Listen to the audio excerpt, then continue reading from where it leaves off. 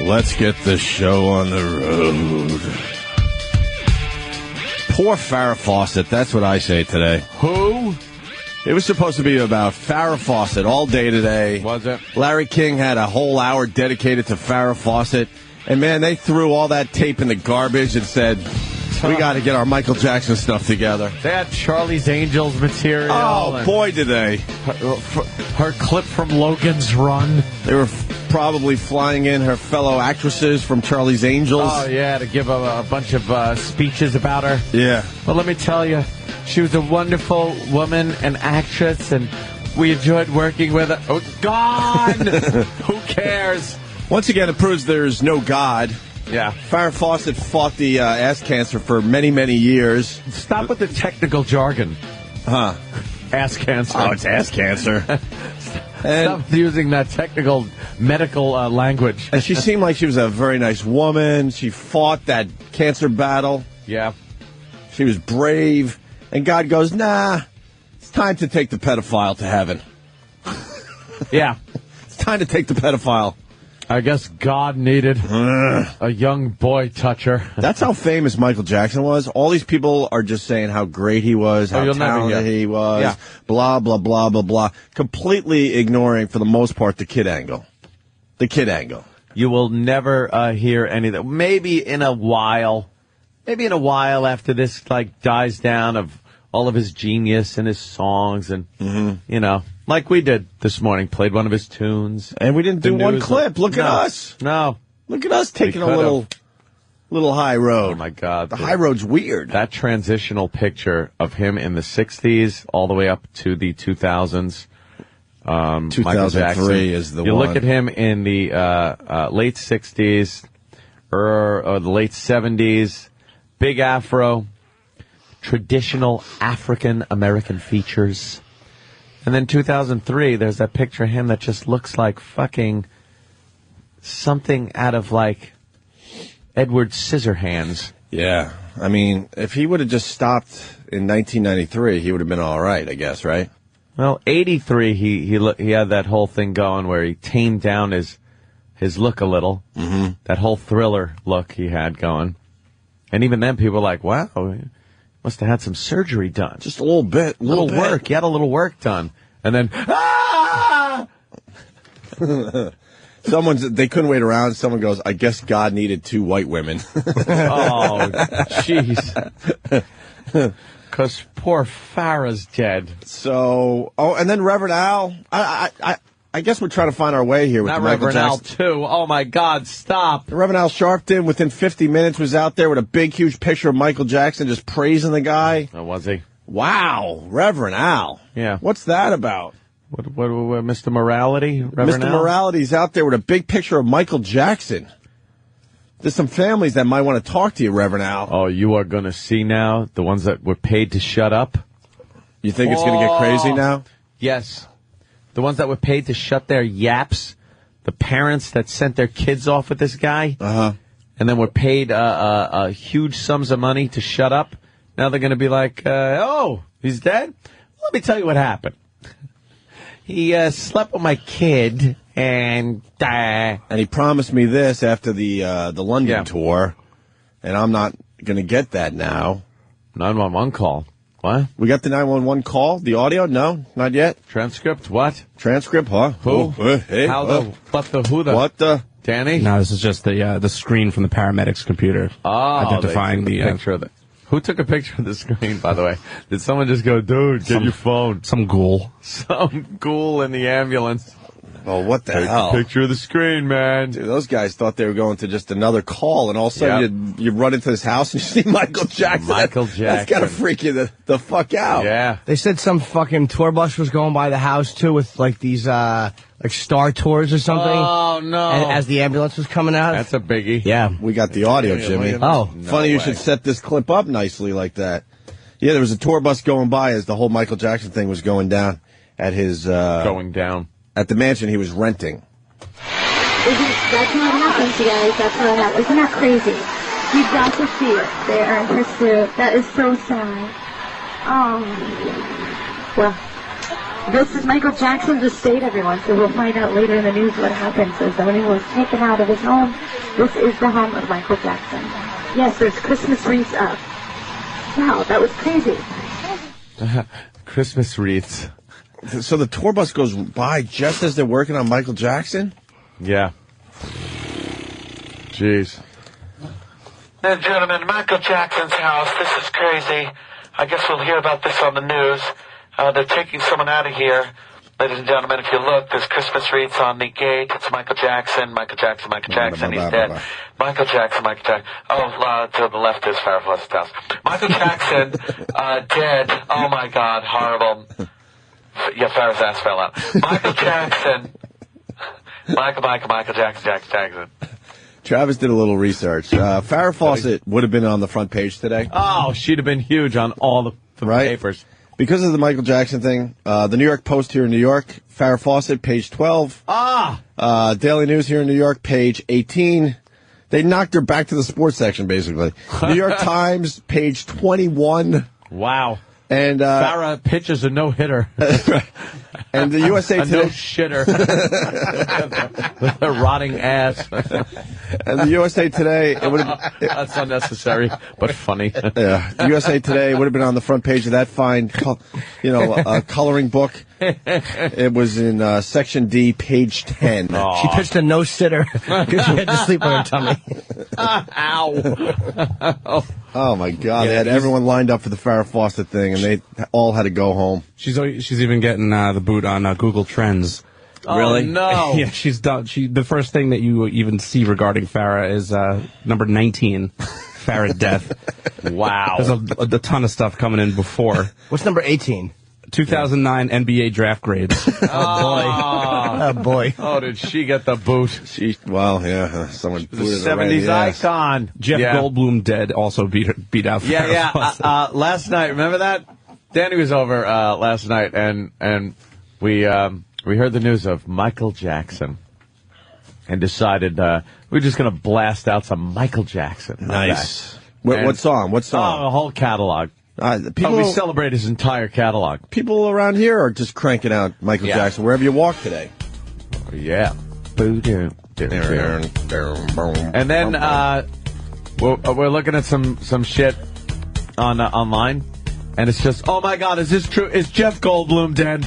Like they just picked another celebrity out of their hat and said he was dead too. And it's poor Jeff Goldblum. And he's fine. He's alive? Of course he is. That's good to know. Jeff Goldblum. Well, I know it doesn't really happen, but that celebrities dying in threes thing it's kind of creepy this time around, huh? You got three biggies: Ed McMahon, Farrah Fawcett, Ed McWho, and Michael Jackson. What's the big couch in the sky? That poor son of a bitch just is off the news now. Oh, my God. They would have still been doing tributes. Oh, yeah. He would have had a whole nice week. Oh, yeah. Nice weekend. Entire week.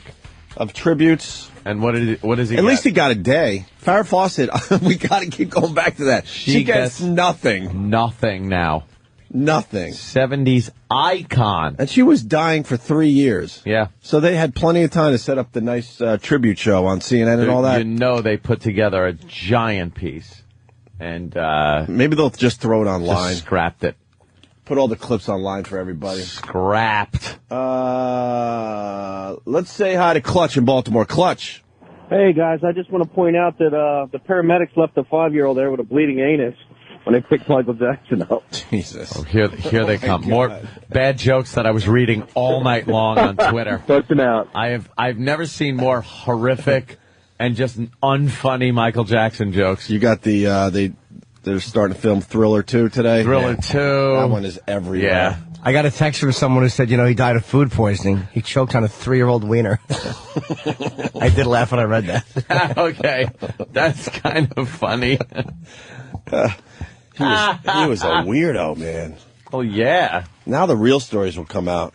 Yeah, you're going to hear all the shit. You hear about the family lawyer? What about him?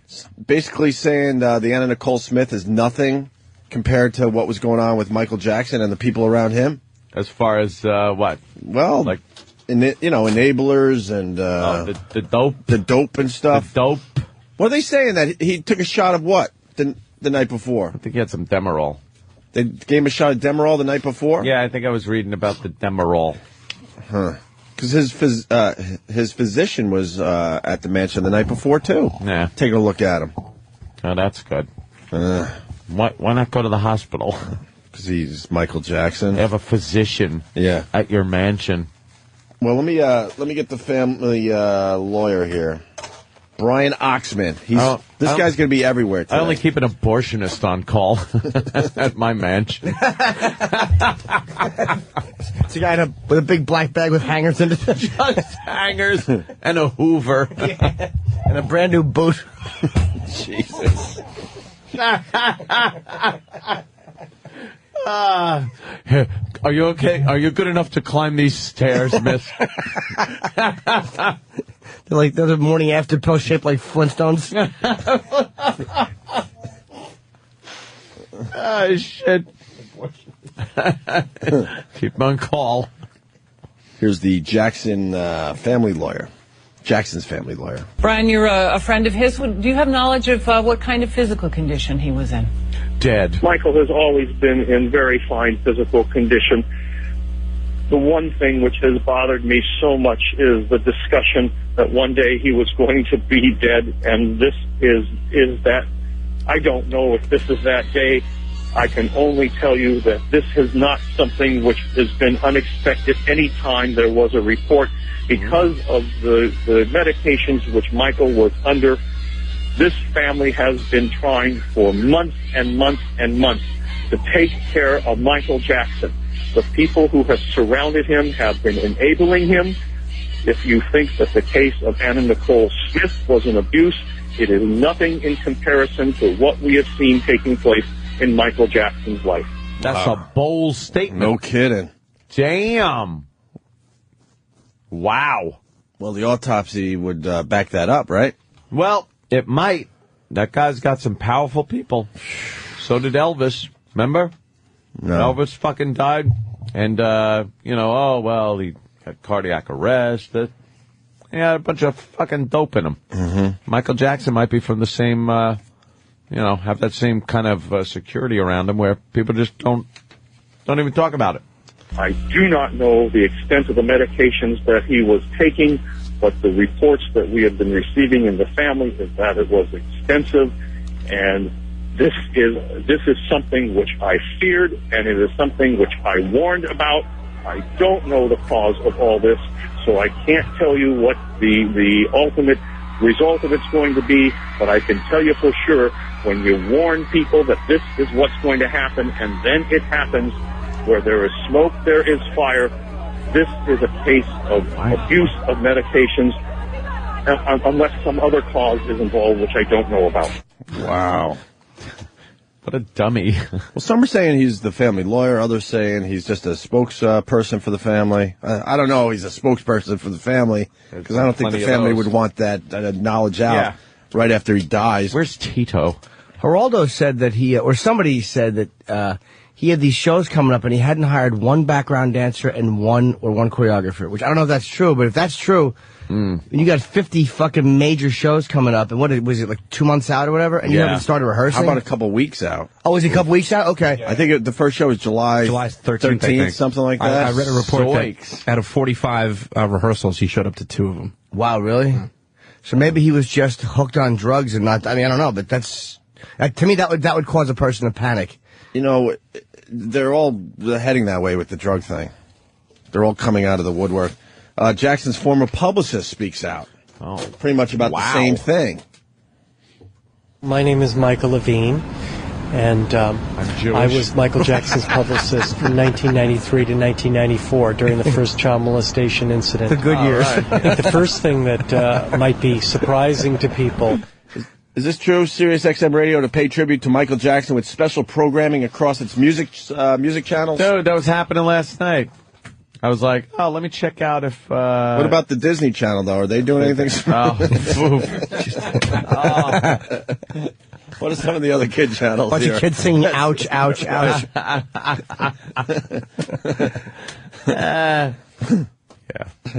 My name is Michael Levine, And I was Michael Jackson's publicist from 1993 to 1994 during the first child molestation incident. I think the first thing that might be surprising to people is that I wasn't surprised by this. I had long thought that Michael Jackson was engaged in behavior that was self-destructive and that could only end in a very inevitably bad and tragic way, as it did today. You know, Michael Jackson's musical hero, was, of course, Elvis Presley, and, of course, Elvis Presley died at age 42. Michael Jackson now died at age 50. These are both monumental musical figures, pop musical figures, and both tragic deaths, both having a great deal of self-destruction at the root, I think, of both their tragic demise. Well, I represented Michael during a very momentous time in his life. This was the biggest international scandal story of its time.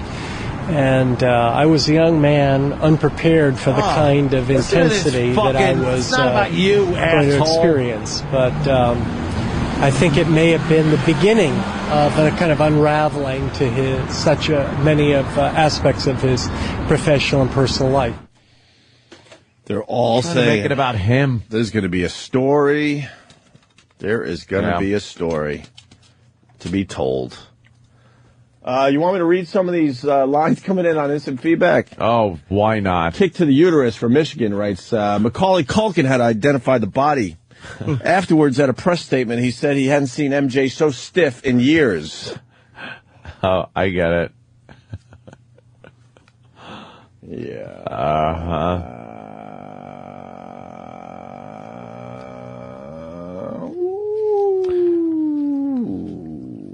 I twittered last night that I was selling Jackson 4 tickets cheap, and I spelled cheap wrong. CHEEP. EEP. And then it overshadowed my shitty joke. That's a pretty good joke. The Jackson 4. Let's say hi to Jerry and Tito, Mexico. Fred, Bill, and Teddy. Tito. Jerry, what's up, Jerry? Hey, I was listening right after this happened with, Shepard Smith. Oh, Shepard Smith, sure. Yeah, and they had Greta Van Susteren on there, and she was just knocking the shit out of him, slamming him, saying what a kook he was, and then she used the, but, for his family and everything, and then she went right back into her tirade about what a nutcase he was. It was pretty funny. Greta kept saying that he was it was a freak show. She was like, she was kind of saying, with all due respect, but it was a freak show. Yeah. And, it was a little uncalled for, but, look, she was right. I mean, it was a fucking Hey, show. Jimmy. Yes, sir. Happy birthday, buddy. Thank you, sir. Michael Jackson's death is overshadowing my special day. Yeah. Yeah, he'd walk around with his lily white children, with friggin' masks over their face.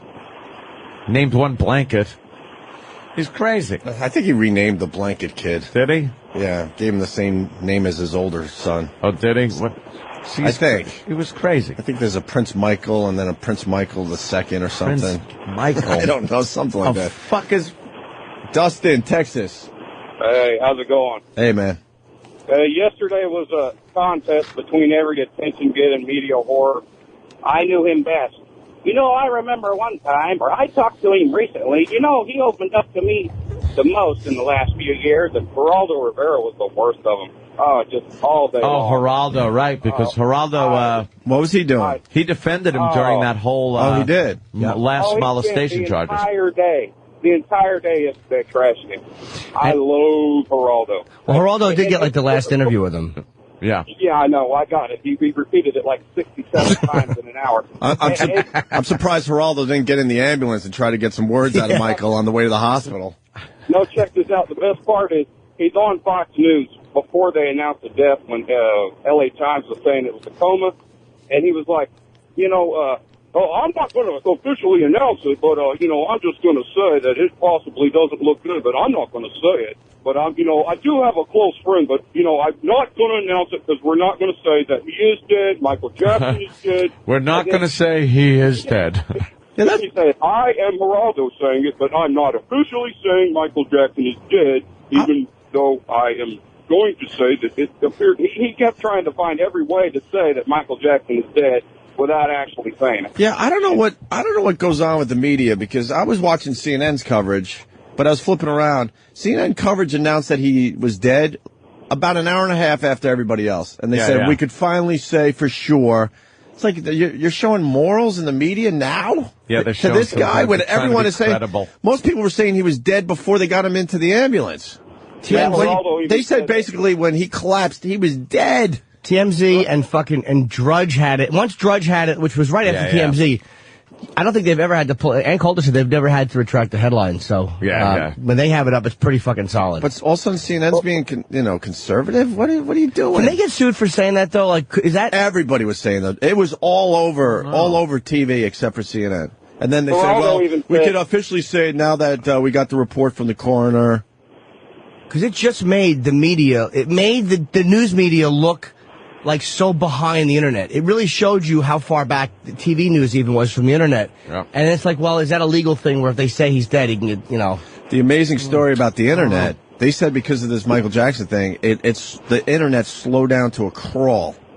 Like it almost shut down the internet. Really? So many people were, on their Twitters and their Facebooks that combined on the with internet. And Farrah's asshole. Well, no, Farrah was only a piece of that. I think that really slowed it down. But they said it was the whole internet was really, really slow and clogged up yesterday. Yeah, Facebook, when this thing broke. Facebook and Twitter slowed down to next to nothing. And I was reading some reports that said that there hadn't been that much internet traffic since Obama's inauguration. Right. Really? Yep. Yeah. One more thing, real quick. Geraldo even said, right before our last interview, he was curled up in a fetal position on the couch, and I sort of noticed that his little nose was held on by a piece of what looked like adhesive tape, double-sided adhesive tape. Yeah, his face was falling off. It was great. That mugshot of him in 2003 kids? is just terrible. Those are his kids? Yes. Just stop it. They are not his kids. Looks like the Harry Potter cast. Yeah. What the fuck is that? You don't think there might be... Look at the lily white kid. Those are Aryan children. Look at the fucking... They're light-haired, totally fair skin. If they're not Michael Jackson's biological kids, these kids will be gone within weeks. Oh, they're going to be held up in court trying to prove that they're kids. There's going to be all kinds of Jackson's paternity Jackson's tests family will blow these kids off in a second. We're bringing in Michael Jackson's kids for paternity test. Right. Join us on the next Maury as we wheel MJ's body out. How the fuck? Because Debbie Rowe is a white lady who is the one who carried the kids, but how do you have three completely white children? And look at his younger pictures where he's completely a black man. Before all that fucking surgery and the vitiligo that they said he had. I mean, stop it. Look at him. Well, that wouldn't affect his DNA, though, would it? No. He was kind of light-skinned, though, wasn't he? What? Look at in the old days. Look at that picture of him. That's him in the upper left. That's not Link from the Mod Squad. And then they show another picture of him with Debbie Rowe, right? You said, Jimmy? Yep. And he's way whiter than she is in that picture. Looks like powder. It looks like... He had weird racial issues and weird self-hatred, it seems. Just vitiligo's one thing, but... He never had a childhood, Jimmy. No, he never had a childhood. The umbrella, have to keep the sun off him. Stop it. Yeah, look at that kid. Look at the girl behind him.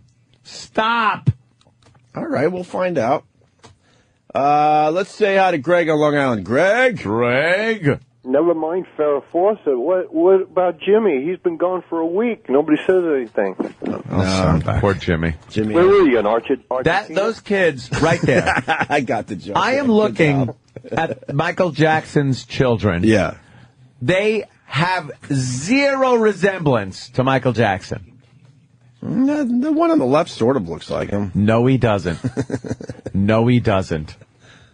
Those kids do not look anything like Michael Jackson. This bothers you, right? Straight blonde hair. Well, Debbie Rowe had lighter hair. There ain't no... You fucking look at Michael Jackson in The Wiz. You look at him in The Wiz. He was a black guy. Let's say hi to Adam in Indiana. Adam. Good morning, fellas. Good morning, Adam. Hey, man. I didn't know. Do you know what Ed McMahon, Farrah Fawcett, and Michael Jackson are expecting for the 4th of July? No, I do not. Patrick Swayze. Oh. Punching out. Drunken. Who thought? Yes, who thought? Patrick Swayze's hanging in there, hoping Michael Jackson stuff will die down so then he could get his proper... Yeah, send-off. His proper send-off. This is a fucking shock, though, because he wasn't sick or anything. It's like, all right, the guy's coming out and doing some more dumb dates. He's 50. He just fucking dropped. The TMZ kid sent me a text telling me Michael Jackson died. I'm like, shut the fuck up. What is this, some NYPD joke you guys are pulling? Yeah, because there was no hint that, he was heading this way. Didn't everyone try to break the news? Oh, yeah. That's always the case. My girlfriend called me 2 hours later. Did you hear that Michael Jackson died? And I just pretended that I didn't believe her because she wanted to tell someone so bad. I'm like, no, he didn't. And she's like, no, he really did. I'm like, no, he didn't. Stop. I got to go. Jimmy's Twitter was great. Just chastising everybody. Oh. It's like, all right, shut up. Enough trying to be a part of the story. I understand he's dead enough. Exactly. You didn't know him. What is this now? Heart attack or cold feet? Oh, Perez Hilton. Oh, Jimmy, you missed the Perez Hilton stuff. Dude, that had to make you happy, right? Yes, I'm very happy, actually. Did he get punched? Yeah. Very. Yeah, just only because I think he doesn't understand the world he lives in. He's a snarky little douchebag. If you're going to be punched in the face. If you're going to be drawing cocks on celebrities' faces and drippy noses, hinting that they might have a drug problem and cum bubbles, guess what? You might get punched in the face, you idiot. How great! I think it's funny though that he called the guy a faggot and then had to apologize. It's like if someone else called someone else a faggot in anger, like it happens when you're angry, you say stupid stuff. That fucking little jizz bucket would be screaming for them to be fired from whatever gig they had or to be removed from whatever place they could be removed from. Yeah. And he gets away with just going, oh, I'm sorry, I was angry. Right. Douchebag. Well, he fucked up with the Michael Jackson thing, too, so. Did he? I think Perez Hilton's days are numbered. I think he's completely jumped the shark, and he's going to be on his way out within weeks. Heart attack or cold feet. This is what Perez Hilton was reporting as this whole thing was going down yesterday. We knew something like this would happen. Michael Jackson was taken by ambulance from his home to a nearby Los Angeles hospital on Thursday afternoon. Supposedly, the singer went into cardiac arrest, and the paramedics had to administer CPR. His mother's even on the way to visit him. We are dubious. Jacko pulled a similar stunt when he was getting ready for his big HBO special in '95 when he collapsed at rehearsal. He was dragging his heels on that, just like his upcoming 50-date London residency at the O2 Arena, of which he already postponed the first few dates. Either he's lying or making himself sick, but we're curious to see if he's able to go on. Get your money back, ticket holders. Yeah. And in the typical unfunny, shitty writer fashion, it's a sign of he fucking puts exclamation points after everything. Why? Yeah. Is he putting cum bubbles now? If Perez Hilton had any balls, he'd take that last picture of him go into the ambulance and put cum bubbles on it. Yeah. Sure. You might as well. Do that. Sure. Do that, brave man. Term man lightly. Let's say hi to Donnie. That fruit. Donnie. Hey, what's up? Hey. Hey, I guess Michael Jackson beat it. You know how many times I read that last night, dude? Do you think you're being original? Like, it's... All right, let's go to Kevin in PA. Kevin. Morning, boys. Hey, Kevin. Hey, man.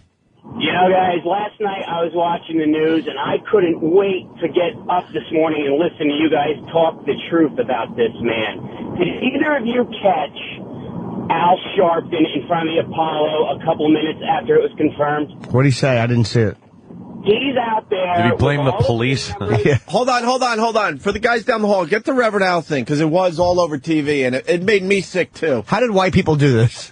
Yeah. Listen to Kevin, though. Kevin will tell us. Go ahead. He's out there, right? And the first thing this man does is hold up a photograph from 1982, before the Victory Tour, which is wrong dates, of him, James Brown, and Michael Jackson in better times when we all were younger. Now, I know this man has shortcomings, but I don't want to hear any mention of that in the news. Shortcomings. Because the little short dicks were coming on him. All we need to do is acknowledge how this man's music transformed the world. I mean, what a crock of shit. Yeah, he's all about morals, right? I'm sure if, like, Mark Furman died, he would be talking about all the great things Mark Furman did. Yeah. And let's not remember, when he dropped the N-bomb. Yeah, it's... yeah, you're right. Hypocritical. Wait till you hear it for yourself. It's gonna drive you nuts. All right, punch out, boys. Reverend Al couldn't wait to get to the Apollo and do something on Michael Jackson. Yeah. Let me say hi to Bill in Arizona. Bill. Hello, Bill. Hey, morning, boys. Hey. Yeah, it was reported yesterday that Google was actually shut down for almost 30 minutes because its security system thought it was under attack. Oh, really? Yeah, because of all the lookups on, Michael Jackson being dead. But why would you have to...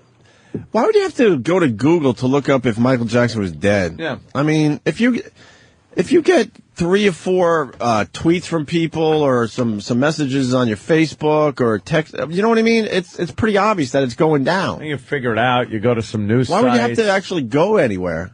Confirm it. I went right to TV on this one. Because they always have the best coverage, yeah. I didn't even bother. Really? My iPhone gave me all the news I needed to know. The TV rocked. Did you see the helicopter? Yeah. The helicopter took his body and flew it across town? Oh, yeah? Fucking I didn't see that. man. Oh, yeah. This was pretty funny, too. Mike in D.C. Mike. Hey, Bob. Mike? What's up? Hey. Come on. I was watching the Fox News on the broadcast, and they were, I guess they decided to have a vigil on his star in Hollywood, but the Bruno premiere was at Grauman's Theater, and they couldn't get to his star, so these buffoons went down and had a vigil over the star of this old white guy radio host, Michael Jackson. It was the funniest goddamn thing I ever saw, and I don't think they knew. Yeah, this is real. The wrong star? Yeah, Bruno's premiere was in Hollywood last night. What a shitty day for him. So the red carpet was right over Michael Jackson's star, so these celebrities are just walking over his star, whatever. So, yeah, these dummies found a Michael Jackson star on the Walk of Fame, but it was the wrong Michael Jackson. Oh. And there's pictures all over the internet of people sitting at the wrong star. It was the funniest goddamn thing I ever saw. Hey, Jerry. Yes, sir. Oh, that's the way to go, sir. Jimmy. On a sad day like today, Jimmy. just play with jokes and practical pranks, or whatever they are. Practical pranks. Let's go to Graham in PA. Graham. Hey, how's it going? Hey, love your crackers. Yes, thanks for weighing in. I don't think Michael Jackson is going to heaven or hell. I think he's going to Devil's Creek. Oh, shit. No, you didn't. Oh, boy. Let's go to Charlie, Staten Island. Charlie. Hey, good morning. We're missing the obvious. The kids are so white, he probably paid somebody for their sperm. Now you think? I think so. But why wouldn't you use your own sperm unless maybe your sperm was dead? Well, that could be due, or he wanted white kids. Spit it out into a vagina when he was done with it. Sorry, I know he's dead, but fuck him. What am I going to say? What am I going to sit here and praise this motherfucker who allegedly paid off families after raping their children? Allegedly. Stop it. Allegedly. Yeah, go ahead. Fucking sue me. I want to see you come up with the proof that it didn't happen. Wait till the stories come out. Do you think more stories will be? Yeah. No, Rachel. You're going to see fucking... I'm a fan of the drug stories. I can't wait for the drug stories. Think those are going to be fun? Oh, man. When these celebrities die... Kid ones are going to be pisser. When these celebrities die and they get into the drug stories and what they were doing, oh, man, I love that stuff. Can't get enough of it. Jermaine Jackson talked to the media finally, late last night. The first call came in at about 12:30 Thursday afternoon Pacific. I guess we'll get to that part in a second. Did they have him moonwalking through the pearly gates on any of these, They didn't have time to make their cartoons yet. Cartoons. Look for the cartoons. They should have him just moonwalking through the pearly gates. That's what I thought they would do. Where's the post tab? They usually have a pretty good post. They're sitting on the couch with Johnny and Ed. I don't know what. Farrah's standing up because she can't sit on the couch with her fucking tender bunghole. Poor Farrah and her chafed ass. This just in, Farrah Fawcett is still dead. Farrah Fawcett. But not many people care today. And her big fucking... juicy tits. Big thing of baby wipes in her purse. Jesus. Oh. Just fucking popping those out every 2 seconds, wiping. Looks like a napkin after you're eating ketchupy French fries. Time. The king of pop had stopped breathing inside his rented Los Angeles home. Fire Department was first to respond. Paramedics performed CPR on Michael Jackson. Then they took Jackson to nearby UCLA Medical Center. At about 2:30 in the afternoon, Mr. Jackson was pronounced over at UCLA Medical Center. About 4 o'clock this afternoon, the Robbery Homicide Division was notified of this incident and directed by the Chief of Police to come out and handle the death investigations. Since then, the L.A. coroner has taken over the investigation. The circumstances of Jackson's death are not clear, and the cause will be determined by an autopsy. But his brother says medical teams tried their best to revive the pop star. It is believed he suffered cardiac arrest in his home. A team of doctors, including emergency physicians and cardiologists, attempted to resuscitate him for a period of more than 1 hour. Jesus. And they were unsuccessful. Jermaine Jackson also made a plea for privacy for his family. Oh, yeah, that's going to happen. Yeah, good luck with that one. You know that cardiac arrest is different than a heart attack? I did not really know that. I didn't either. Cardiac arrest, basically, your heart just stops. Yeah. In a heart attack, part of your heart is, having a problem. Yeah, it just says, fuck you. And cardiac arrest, you pretty much don't come back from ever. Yeah. Like, they said something like over 90% of the people just don't come back from cardiac arrest when you're in that state. Well, they just showed the helicopter, I think. Oh, the helicopter ruled. It was a military fucking chopper. Yeah. Chopper. Now they're showing us. Dan in Brooklyn. Gate. Yeah, yesterday, they interviewed some guy, it was like CNN or Fox News, but when he saw the announcement over the Times Square TV screen, said there's a hush over Times Square, and he compared this to, he'll remember where he was at, like it was JFK's assassination. Who said that? Some guy who they interviewed in Times Square. Yeah. Well, I would say that Michael Jackson's death is bigger than JFK's death because this is a worldwide thing. Wow, you're crazy. This guy, they said, was the most famous fucking human to ever live. I think because he was known. I think a few people knew JFK. He's but JFK was the president of the most powerful nation in the world, and he was just shot at a time. No, I understand that, but Michael Jackson, things are pretty volatile. Michael Jackson was known in every little fucking town in the Far East. He was known all over the fucking world. You know something? If he would have checked out in 1984, 85, that's one thing. This motherfucker has just been like sitting there, perhaps. His fame kind of, was waning. Yeah, JFK's death changed. Vietnam happened really after that. That changed the history of the world. Yeah, what's this going to do? This just knocked Farrah off the front page. Yeah, this is just wow, it kind of sucks. Yeah. Let's say hi to AJ in California. AJ. Hey, what's happening, boys? Hey. Hey, Corey Feldman twittered last night. He first got his first peaceful night's sleep in 24 years. Jesus. Ow. Let's go to Matt, Long Island. Matt. Yeah, what was the post headline? Wacko, Jacko, Hard Sacco? They didn't have time to get clever. They just wrote dead. And then, that's disappointing. Yeah, very disappointing. They just wrote dead. How did the king of pop die? I'm sorry. Boom, boom, boom, boom, boom, boom. I was in the village. 'Cause he's an ass man. Bam. And someone, I think maybe 6 months ago, whatever, was playing "Beat It" in their car, and I was on McDougal Street, and it was really cranking. And the guy had some balls to play "Beat It." Yeah. But god damn it really sounded good. Oh, you're coming. It sounded fucking good coming out of a fucking car. Because you haven't heard it out of a car speaker in... He had some of the best produced albums back Quincy Jones when they were all big hits. Yeah, Quincy Jones. This album fucking sold a whole big bunch. A couple. Perhaps one.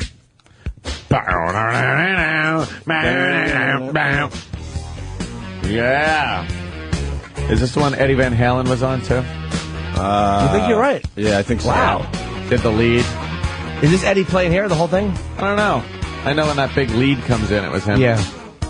And Eddie was singing...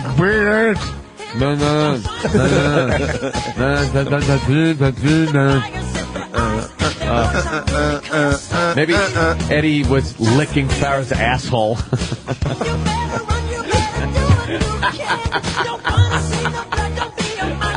I can't get enough of Farrah Fawcett's rotting ass. Oh, my God. You're singing about it like it's Sandy Duncan's eye.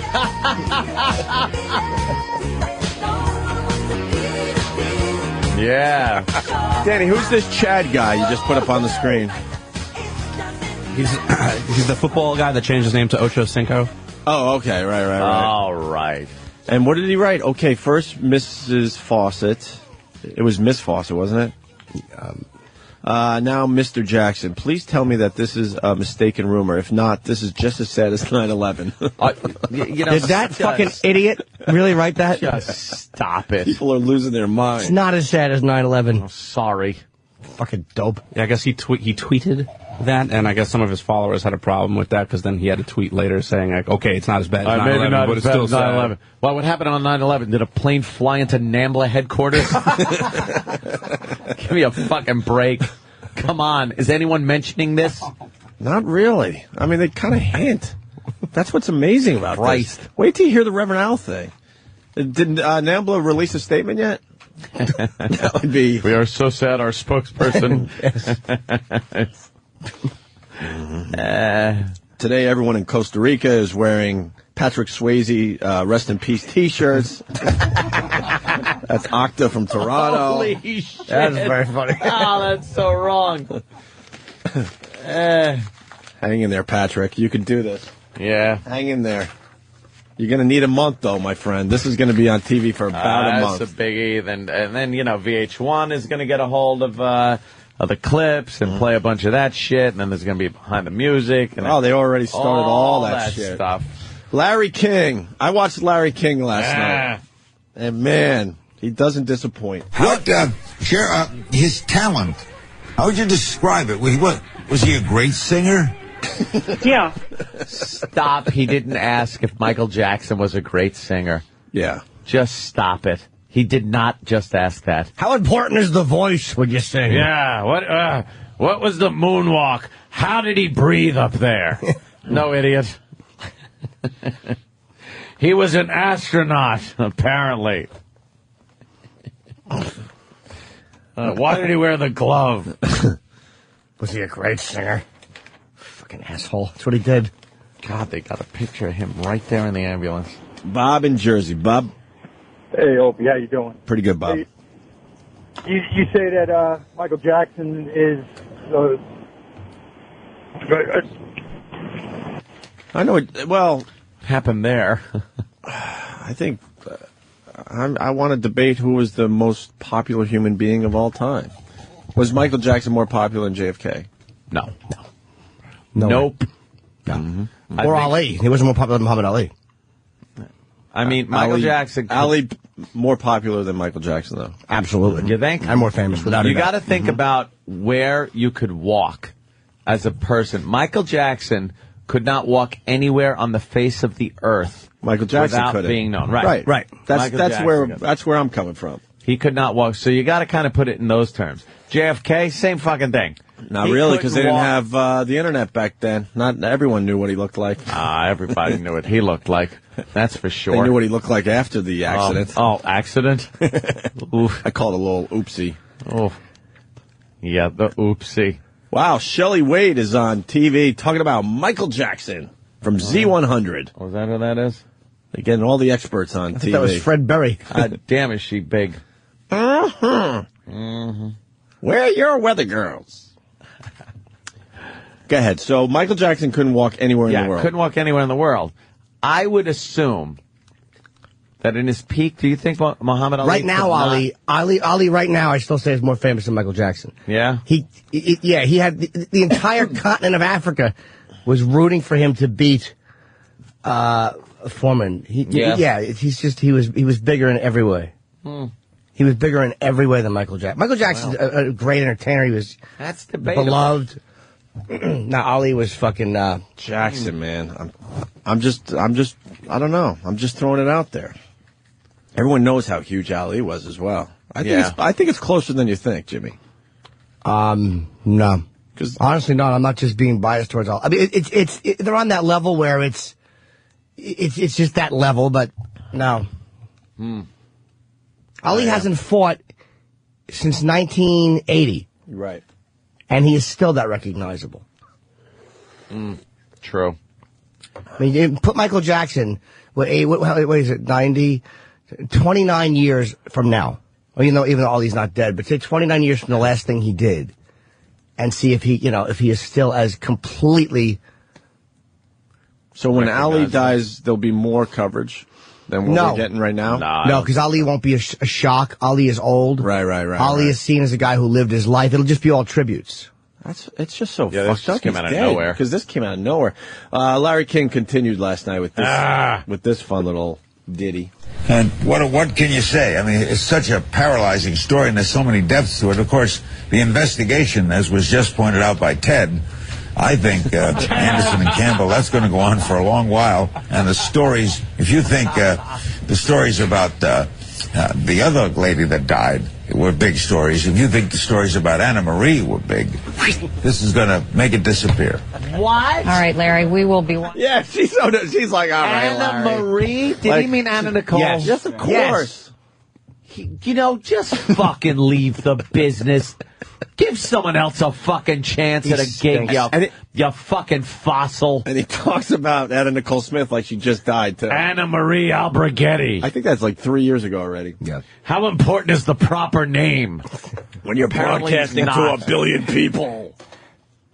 He's talking to Ryan O'Neal. How important is the hiney when you're sitting? The hiney. How is Anna Marie's hiney faucet? All right. Michael Johnson dead at 50. No, Jackson. Who? You fucking dimwit. What an ass. It's just amazing, right? Michael Jackson. Could she make poopies in her last hours? I think I know the answer to this one, but Michael Jackson's death bigger than John Lennon's death? Very comparable. I think, but again, I think the murder aspect boosted John Lennon. Jim Lennon, when he was shot, Jim Lemon. Plus, Lennon was one of 4. Michael Jackson solo, but he was one of the Beatles. Yeah. Just shot. Now, I say Lennon's story was bigger. And there was always that chance of a reunion until Lennon got shot, and that was huge. No one really gave a shit if the Jackson 5 got together again. Who cared? Let's go to Matt in Atlanta. Matt. Hey, Matt. Oh, Roger. Yeah. Okay, sorry. Roger, what's up? Cleveland. Morning, ladies. I got to know, how important is the heart?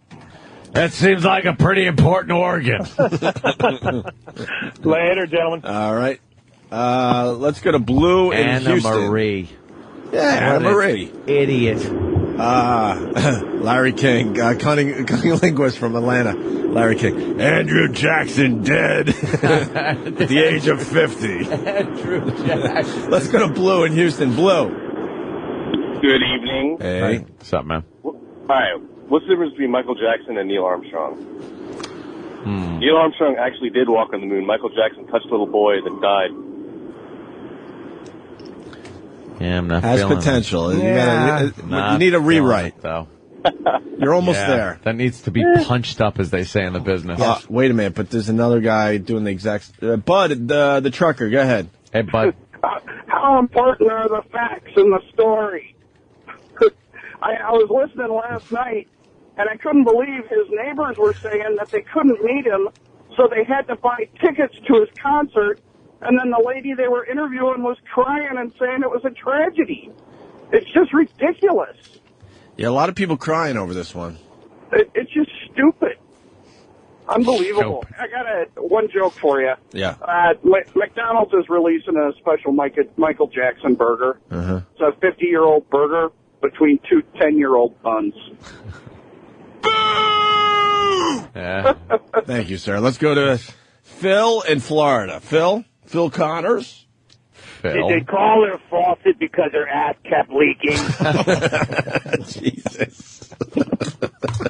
And he's gone. That's a perfect call. Poor Farrah's ass. He just didn't get the coverage it's so duly deserved. No, we have a bombshell today, by the way. Oh, yeah. After we the really break, do. We have a bombshell. Ed McMahon, Farrah, Michael Jackson. It doesn't end there, people. Nope. No. It gets worse. It gets worse. There's one more to add to the list that we'll tell you about after the break. Yes. It's a bombshell, too. It is. It's going to bum out a lot of people. Yep. A lot of people. Bummed out everybody here. I got sad when you told me this morning. Terrible. But first, Al Sharpton comments on Michael Jackson. Does he? God, I hate this guy. Michael Jackson made culture accept a person of color. Way before Tiger Woods, way before Oprah Winfrey, way before Barack Obama. You're talking about a guy that didn't like being black, so he turned himself into a white guy. Yeah. What are you talking about? Yeah. Why does the media continue to give this guy coverage? They couldn't wait to get cameras in his fucking face. God. He hated being black, you dope.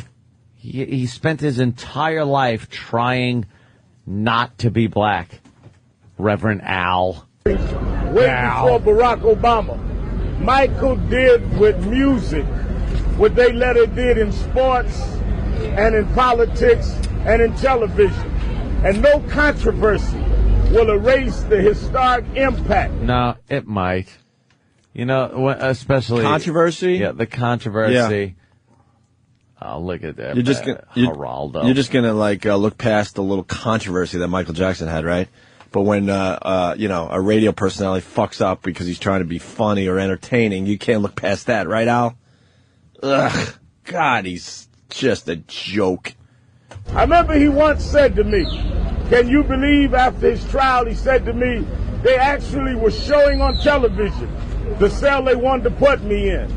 I said, well, they didn't crown you the king and they can't take the crown off your head.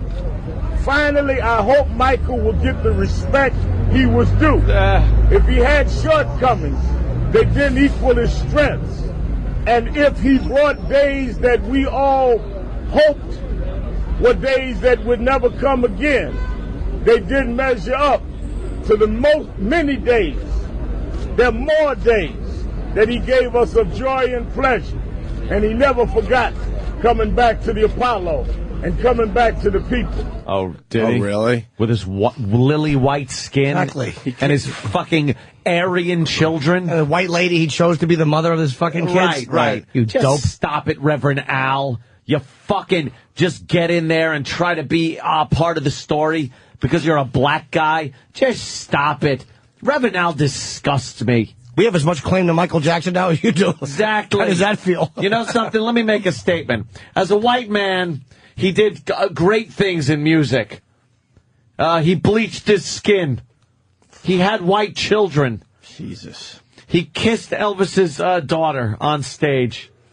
And he dated Brooke Shields and that little Webster child. Poor Webster. Where's he today? Poor Webster. Well, let's hear a quote from Webster. I want to know what Webster's saying today. Because he was the first kid. Oh, my God. To start hanging out with. Working him like a ventriloquist dummy at that award show. Who knows? He had him on his fucking lap. Who the fuck knows? This Reverend Al's a joke, though. Michael.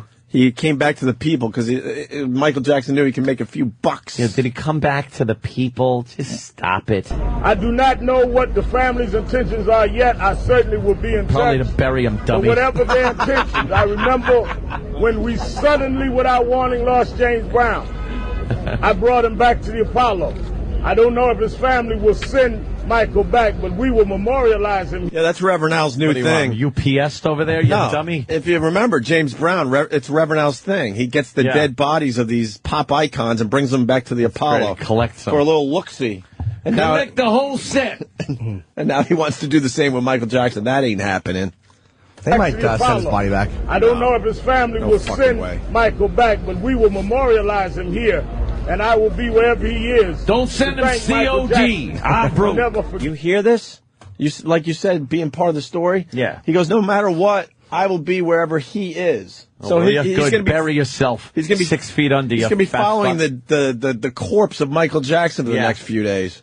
Him here, and I will be wherever he is to thank Michael Jackson for never forgetting us, the fans that were with him from Gary, Indiana, that knew him before the world knew him, and when the world learned of him, he never let the world forget us. He never stopped paying tribute to Jackie Wilson and Dinah Ross and James Brown the fuck and up. the people that came out of the Apollo. He bleached never his stopped. skin. Stop and it. we should never stop talking about Michael Jackson. Yeah, he paid tribute to Michelle Pfeiffer when he tried to look like her. Yeah. Hush up now, Al. Oh, Al is a dolt. Is he the worst? For some reason, they still eat up his shit, though. Do they? They sure do. They get those cameras right in his face. I hope they bring Farrah's asshole right. to the Apollo Theater. What about Farrah? Cut it out with a parrot knife and send it here like an apple core. I'm going to be following her rotten asshole around the country. Wherever her rotten asshole is, I'll be. Poor Farrah's ass. It's going to be like a little display like the Pink Panther diamond. You can look at it. Oh, God damn. Poor Farrah. Yeah, this is got nothing today. Let's go to Matt in North Carolina. Matt. What's up, boys? Hey, Matt. What about Elvis Presley? Don't you think his death was a lot more? Yeah, a lot more recognition. Well, hard to say. I mean, it was big though. Elvis, you forgot Elvis just dropped could that not too. fucking go anywhere in the world without being known. Elvis couldn't walk anywhere. And Elvis he could go to fucking some shitty atoll in the South Pacific and be known. I say Michael Jackson bigger than Elvis. Wow, I so see it the other way. I tell you why, because now you're talking like a crazy No, person, because you're like, there's places in Africa and tribes where, look, Elvis didn't resonate. I'm sorry, but I mean, Michael Jackson is recognizable. Like you said, he can go. There's nowhere in the world he could go. Yeah. Even Elvis, because Elvis never. I don't think Elvis ever performed outside the country because he hated to fly. I say Elvis way bigger. To Michael, way bigger. Yeah, He's been dead for 30 years, and he's still selling. That's true. 30 years dead, and that motherfucker's still at the top of the list of shit that gets sold every year. Yeah, I'm not saying Elvis isn't bigger. Like as far as selling more albums total. Bigger? But, I still say that Michael more recognizable than Elvis. I say Elvis. Yeah. I say Elvis. Now, though, Happy birthday, probably not. Jimmy, punching out. Thank you. Elvis is just a skeleton. But wherever you go. His jaw dropped. Wherever you go, Michael Jackson could not go. There are places Elvis could have gone where he wouldn't have. I mean, literally, there are villages that don't have running water where Michael Jackson couldn't go because he'd be swarmed by people. I don't think Elvis had that.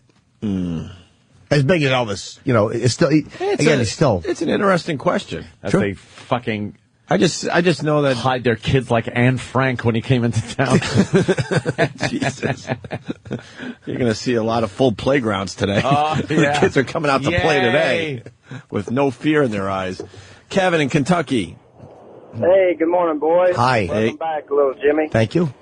Hey, last night at Larry King's midnight show, he was interviewing P. Diddy, and he kept calling him P. Daddy. P. Daddy. Yeah. Larry King is a dummy. He stinks. He is just an out-of-touch dolt. Enough with him. Yeah. P. Daddy. All right, let's say hi to Dan in Michigan. Dan. Hey, morning, boys. Good morning, Dan. Hey, one thing you missed on that news report is when they talked about how they resuscitated him. Can you imagine giving him mouth-to-mouth and having to pinch his nose? It's like when you get a cracker stuck in the cheese and the top breaks off.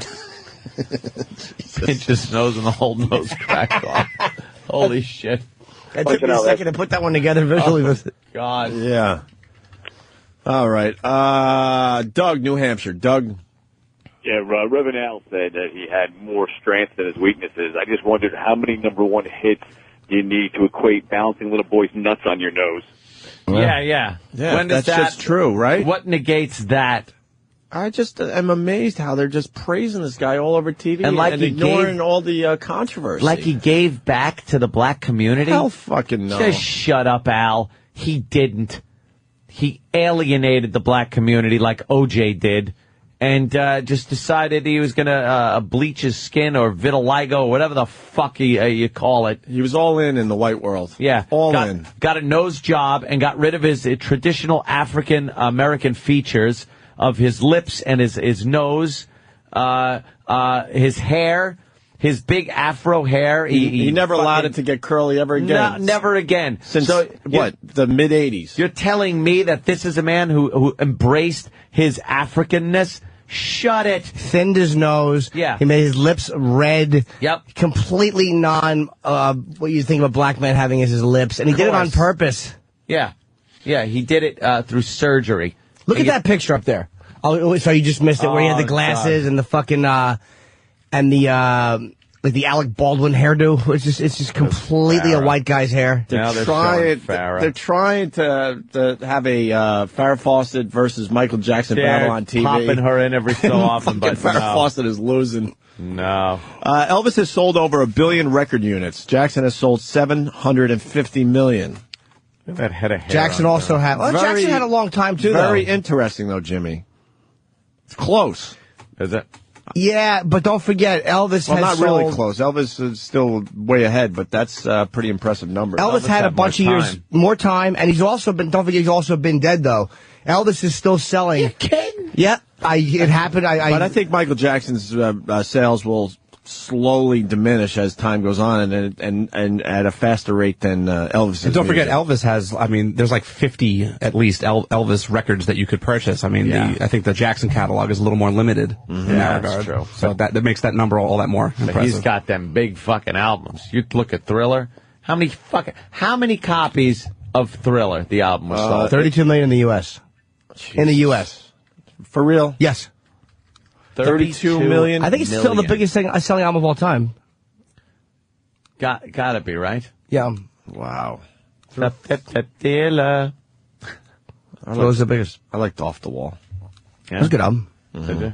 That Thriller had some hits on that motherfucker. Prince's Die bigger? What? Oh, yeah, that was a big, you know what? Just questions coming in. Princess dying was a fucking big one, too. Hitler, bigger than Jackson? Hitler was kind of known. I don't think Hitler could have gone anywhere. When he did, wreaking havoc. Yeah. He went in a tank. Let's say hi to Rich in L.A. Rich. Hi, boys. Hey, Rich. Jimmy. Hey. I heard that when the paramedics went to Michael Jackson's house, they performed UPS on him. Giving him a UPS. All right. Everyone's got a funny line, don't they? Well, our exclusive Michael Jackson coverage will continue. Continues. And again, Ed McMahon, who died a couple of days ago. Of course, Michael Jackson, Farrah Fawcett. Who else are we looking at?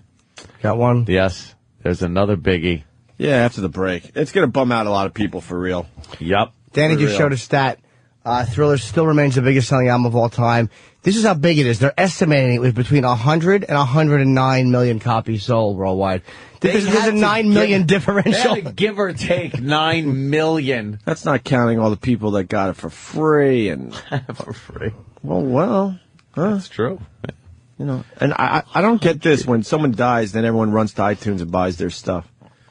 Yeah. Michael Jackson's must be fucking Michael Jackson business is doing very well today. I honestly think it's just because you think of him like as we were listening to fucking Billie Jean before and Beat It, I'm like, yeah, I would actually like to fucking own those songs if I don't have them. They're fucking good tunes. Because then also I heard people are just buying up fucking Farrah Fawcett butt plugs like crazy.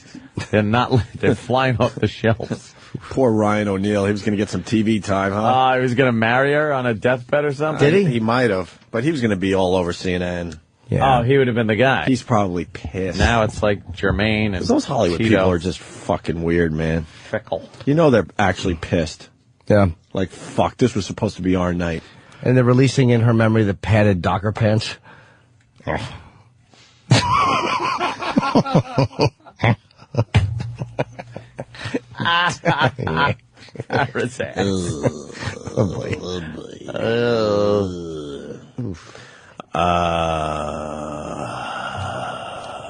Don't forget about Patrick Swayze. Stop with that. He's hanging in there. I know. He's hanging in there. All right, Opie and Anthony, stay there. And a 1, and a 2, and a 1, 2, 3, 4. Lisa,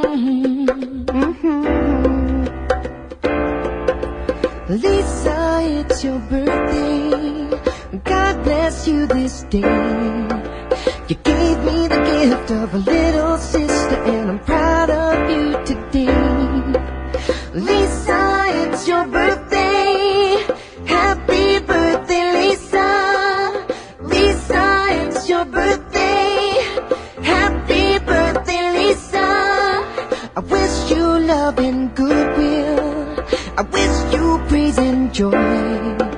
I wish you better than your heart desires, and your first kiss from a boy. Lisa, it's your birthday. Happy birthday, Lisa. Lisa, it's your birthday. Happy birthday, Lisa.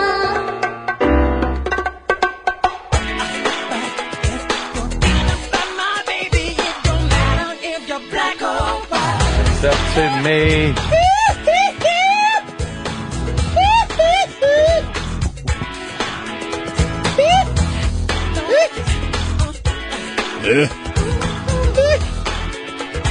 Opie and Anthony. Someone's asking, where's the Thriller video chick now? She surfaced recently, and oh boy. Ola Ray, does she not look good anymore? Oh boy. That time is a bitch. What does she look like now?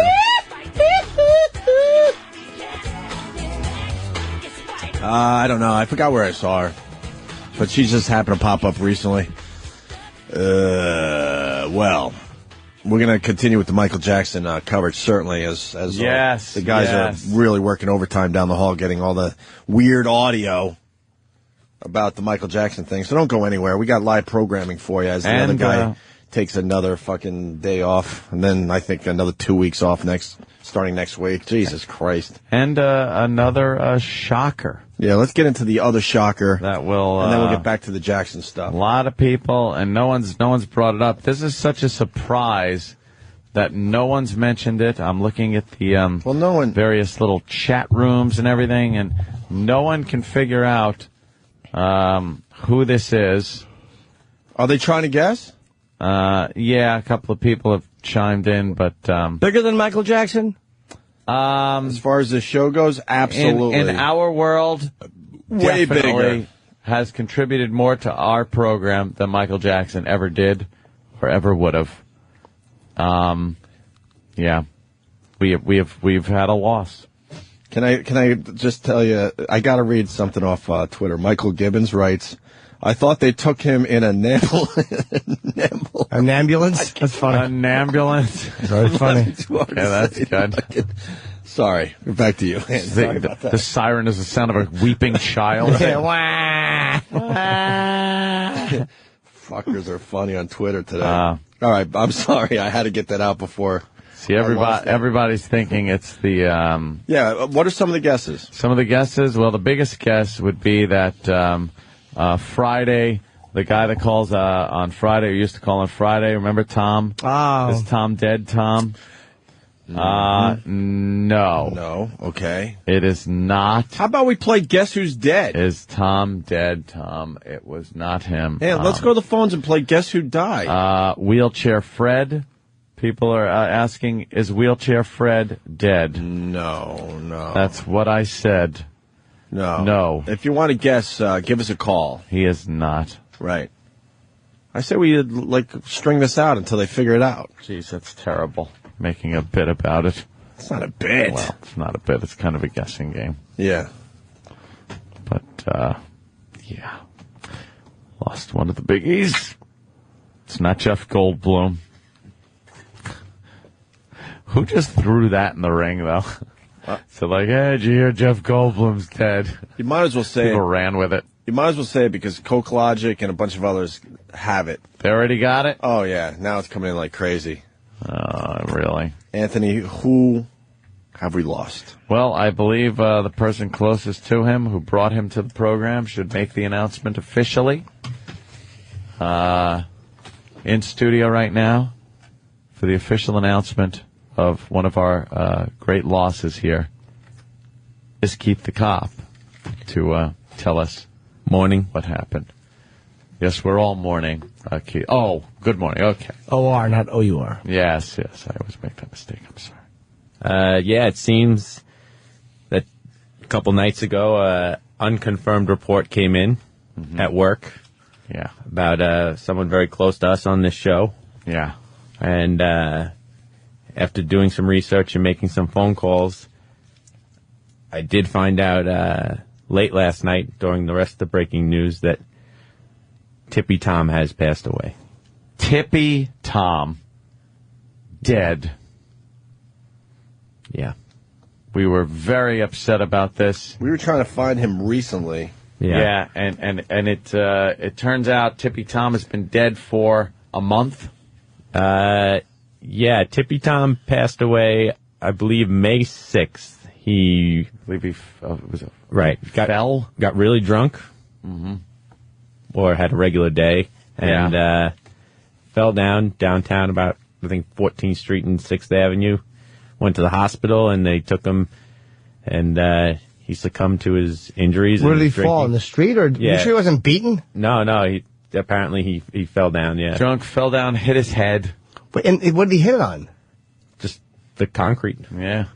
So then, when he passed away, he got brought to the morgue, and he, to this point, has yet to be identified. He's been frozen for a month. They put him in a refrigerator. Yeah. He's been there in the morgue. Almost 2 months, yeah. Almost 2 months he's been in the refrigerator in a morgue. Yeah, so, I finally spoke to them yesterday, and they said that he's getting, ripe. Well, ripe. With Tippy, he probably smells better as he decomposes. Which Jesus, come on, he would love this. First in recorded history, he would love this. But so it's getting very close to the point where he'll be buried in New York City's Potter's Field. Potter's Field, for those of you who don't know, is where they put people that are unclaimed, unknown. The John Does of the world that die here in New York City are buried in just a nameless gravesite, Potter's Field, and they just bury them.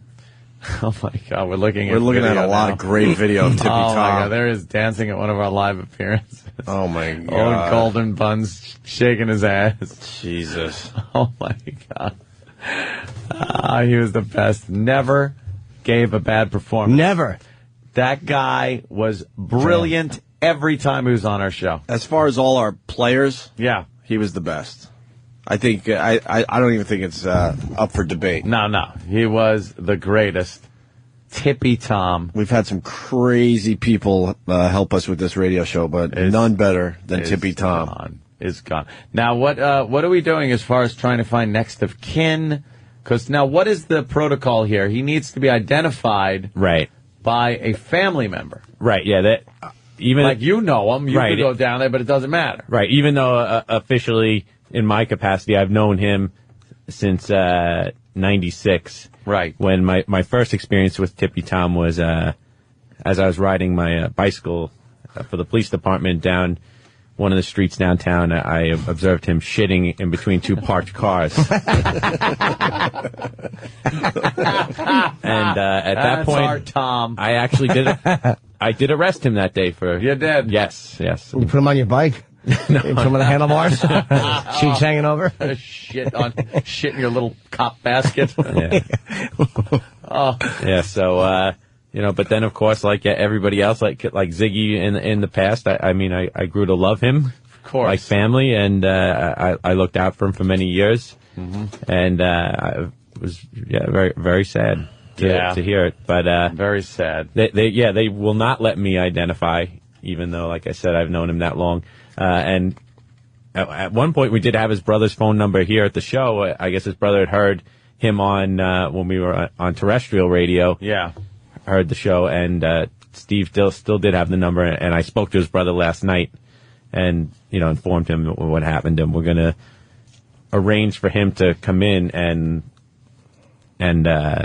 make the identification. But at that point, apparently, he's in financial straits, and his this is kind of like alcoholism was something in his family. His mother died from alcoholism. His sister died from alcoholism, and his brother's not in too good a shape financially and everything. So, I mean, I don't know if there's anyone out there in the New York, New Jersey area who works in the funeral home business or anything can give us an idea of what it would cost to kind of give him a good send off.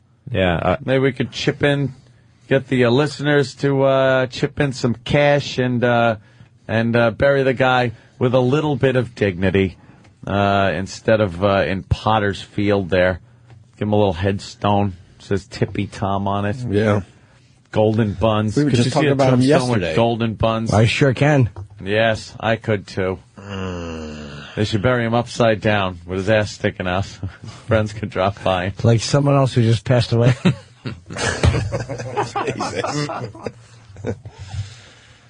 Wow, that's a bummer. Yeah, that was definitely a little much. And 53 years of age. 53 years young. Only 53? He's 53. Yeah. Holy shit. There he is drinking Bud Light in the studio.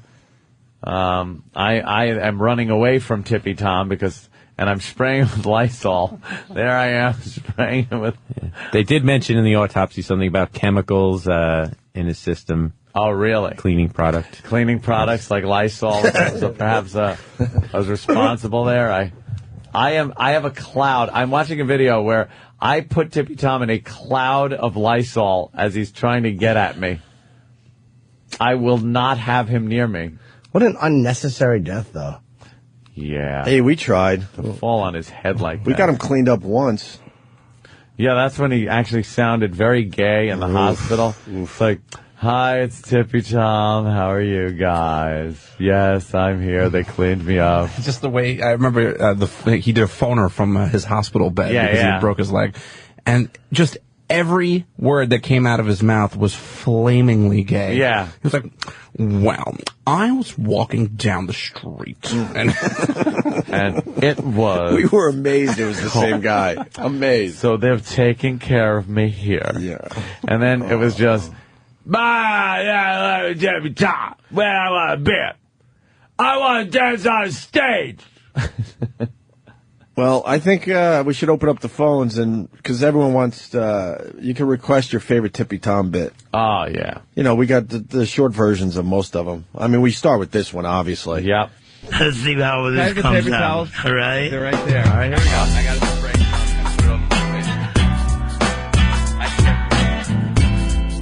Oh, this is nice. This is a story about a man, and he always was so lonely at night. But his voice was rowdy. You could hear it all through this train station. And I'm going to sing this one. This is about Tippy Tommy. Let's go while we're young. It's late at night, and I have nowhere to go.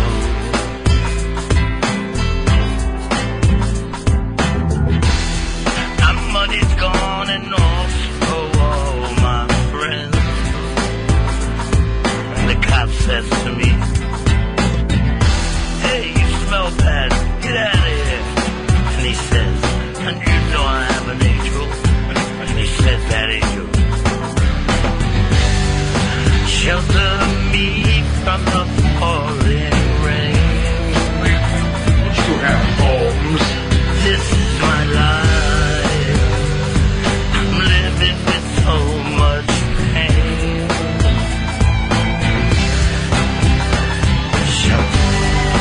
Shelter me from the pouring rain. You have homes. This is my life. I'm living with so much pain. That's just a little piece. What a fucking bummer. Yeah. Jesus Christ, that Grey Wolf could sing. God. Lost one of the good ones. Let's go to the phones. Anthony in Boston. Anthony. Oh, I'm right here. Hi, guys. Hey, Anthony. Hey, Ant. It's sad. James, I missed you. Thank you, sir. Just want to say, Tippy Tom, he died doing what he loved. falling. Drinking and falling down. True. Jesus. Yes. Thank you, sir. Greg. That is a great picture of Danny and Tom. Danny loved Tippy Tom. Oh, man. yeah. Sure did. He was the only guy that drank fucking more than Danny. I know. Danny not very happy about the whole situation. No. Let's say hi to Greg on Long Island. Greg. Hi. I remember those infamous words that Tippy Tom said to Anthony. You're out of business now, buddy. Oh, yeah, when he took my job. When he took your chair. Oh, how great was that when he was touching all your shit? That was really funny. I had it thrown out and got new stuff. Yeah. That was some funny shit. If we can find that clip, if it's short. We got it right now? Oh, right now. All right, let's go to that clip. I will never use any of those things again. I want everything disinfected, the entire side of the studio, and I will not sit in that chair. You're out of business now, buddy.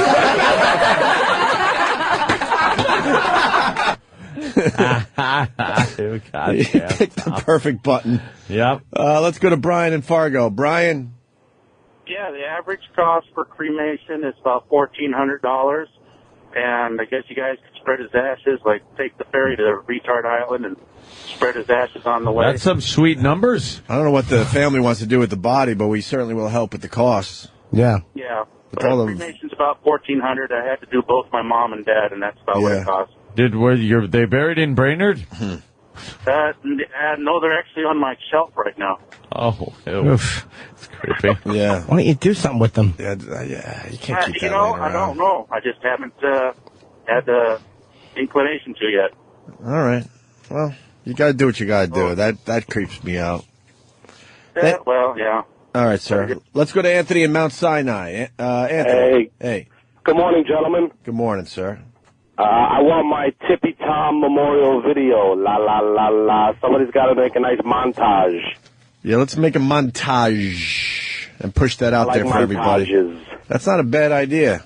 Get a little memorial video together. He did so much shit for our show. Get it up on the site for everybody to enjoy the man. The poor guy, that's too bad, but he was all right. All right. Phones are lit more with this news than the Michael Jackson news. Let's go to Brian in New York City. Brian.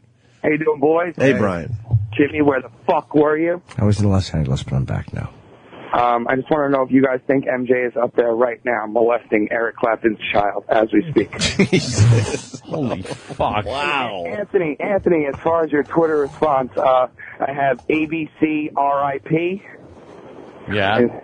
That's a good one. And car wreck. Thank you. All right. Let's say hi to Matt in Manhattan. Matt. Oh, my God, he's dead. Yo, RP, Tippy Tom. Listen, my first favorite bit is when we all first met the guy, man, you know, on the homeless shopping spree, man. I'll never forget that. He gave us a lot of memories. Thanks a lot, guys. I don't even think we could do a homeless shopping spree without Tippy Tom. And we were getting close to getting that bit back on the show.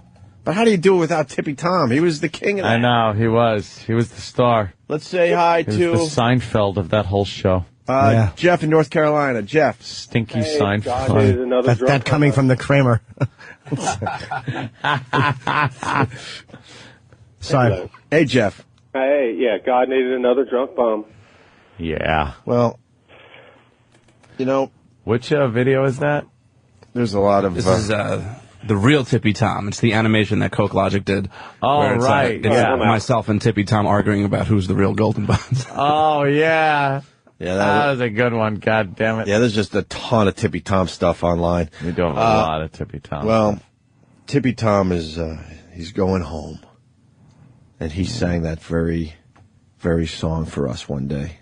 I'm going home, back to the place where I belong, and where your love has always been enough for me.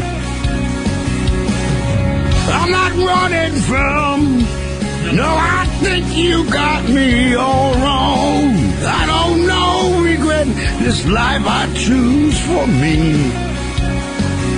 But these places and these places are getting old, so I'm going home.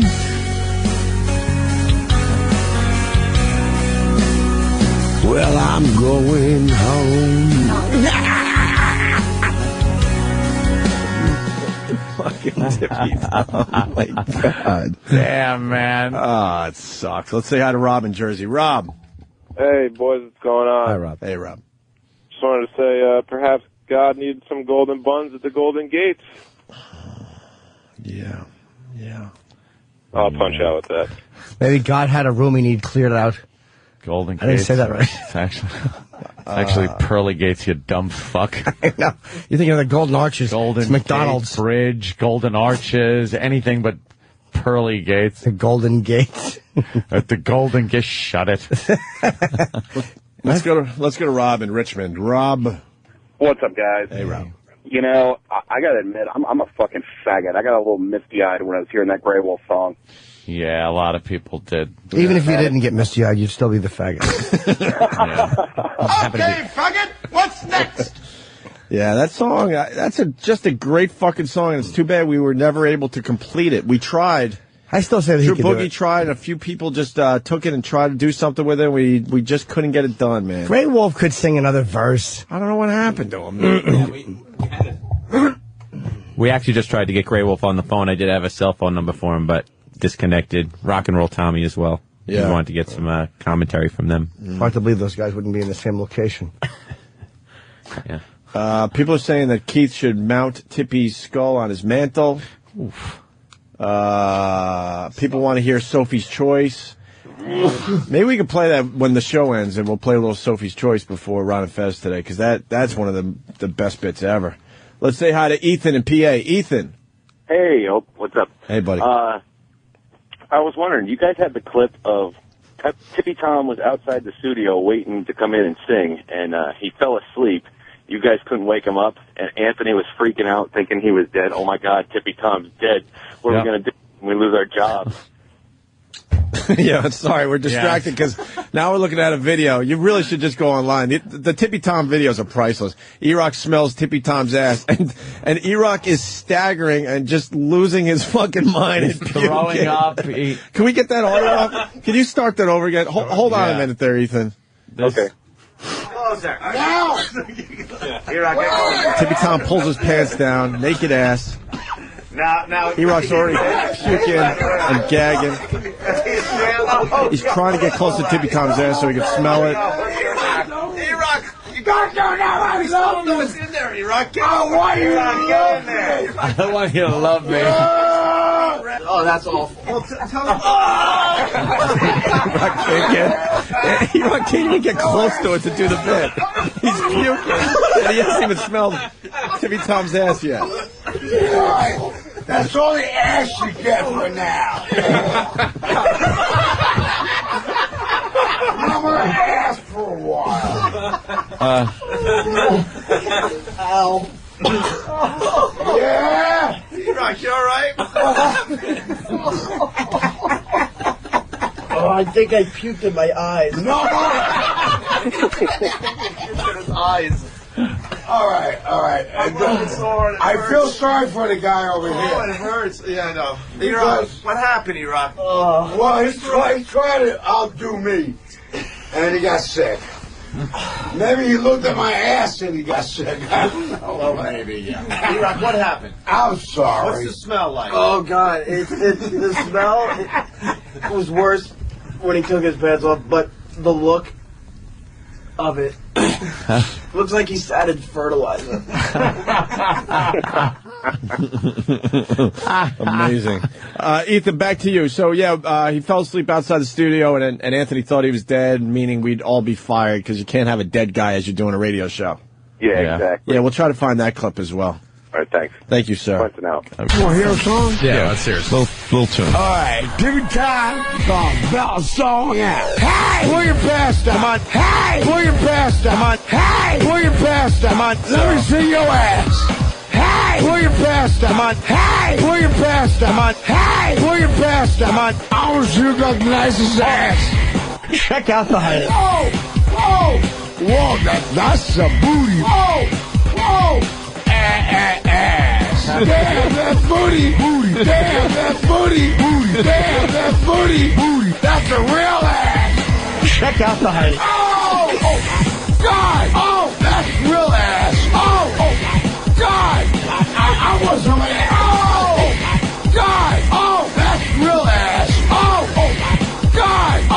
That's the best ass I... My God! Hold me back. I'm an ass man. God damn it, I'm missing this motherfucker.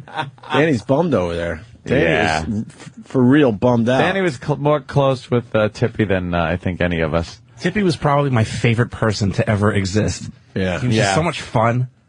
Yeah, it was all about fun with him. He was funny. He was definitely funny. Always in good spirits. The guy never had a bad day. No, he was never in a bad mood. Never. No. He would get cranky if you tried to wake him up. I know there was one time... Who does it? He fell asleep at the old building on the toilet. And we had to get him out of there. And I think you were with me, Keith. It was very, very difficult waking up Tippy Tom off of the toilet. I think that somehow they enacted a new rule in the building after that happened. Yeah. That was when Tippy told me, he goes, Tippy Tom has tummy upset. Booby Man from Brooklyn, you have to play the time Tippy screamed, "You told me I could jerk off on the stage!" Yeah, that was a classic moment from Travis, when you on. find good shit, just let Danny know, and we'll pop him on as we go here. Al in the Poconos. Al. Hey, boys, what's up? Hi, Al. Hey, Al.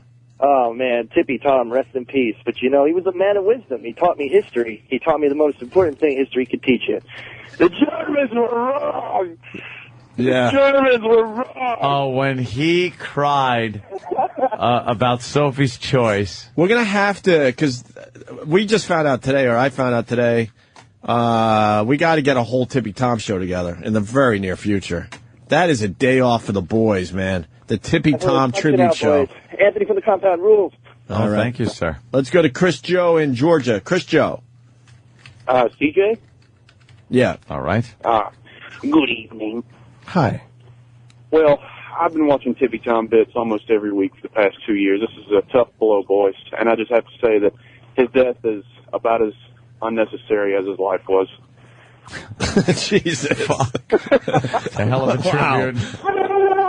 All right. Travis has some other ones that are worth playing. Which one do you want to do? Last words on the show? Wow. Let's start with that one. No, and I'll just use my finger, and we'll just test you for blood, and we'll check out your prostate. Oh, all right. Pause this. Yeah, this is Dr. Steve, obviously. Well, obviously giving him a prostate implant. But, giving him prostate but Tippy exam. Tom is bent over and as naked is. Ready to get the big finger up the ass. Right, I forgot about this. Go ahead. No, and I'll just use my finger, and we'll just test you for blood, and we'll check out your God bless prostate. Dr. Steve. Check the, so you can put the finger up, yes. Huh? Yeah. Is that okay? Yeah, will you rotate it a little bit?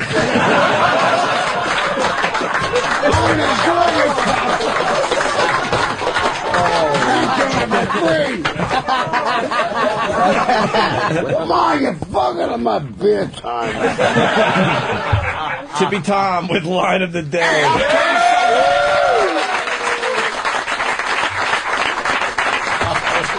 Next time I see you on the street corner, you in a lot of trouble. Rotate it. Oh, we got to get it a little bit. We got to get the part where the digit goes in his hiney there. That was brilliant. Rotate a little bit. Yeah. God damn, man. Please play Grey Wolf Shelter Me. We did already. We can play this, though. The Opie and Anthony Institute of Art and Literature is proud to present a collection of books on tape soulfully voiced by the homeless Tippy Tom. I can't do as good as that guy to do it, but, you know. Masterpieces like Herman Melville's Moby Dick. Call me his mom. Some years ago. Never mind how long precisely. And Dickens' historically themed A Tale of Two Cities. It was the best of times. It was the worst of times. It was the age of wisdom. I'm doing a good job. Okay. You won't believe your ears as Tom mutters and fumbles his way through Mark Twain's classic, Huck Finn. Huck Finn's wealth and the fact that he was under the window Douglas's protection.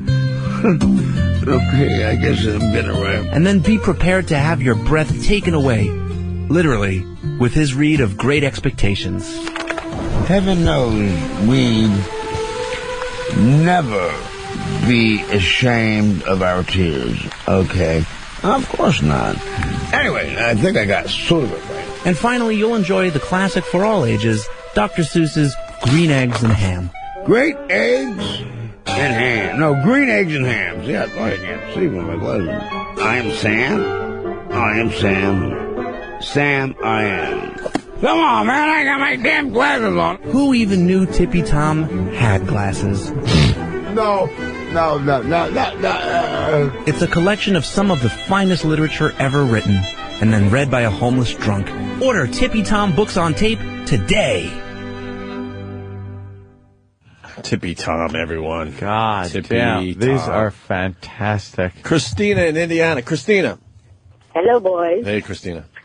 I was just thinking, poor Farrah Fawcett with this whole Tippy Tom thing and the Michael Jackson thing, she's not going to get any coverage for her death yesterday. Hell fucking no. No. More people calling about Tippy Tom than Michael Jackson on our show, by the way. More famous Not even close. on our show. More famous. He eclipsed Michael Jackson. Please. Oh, absolutely. No contest.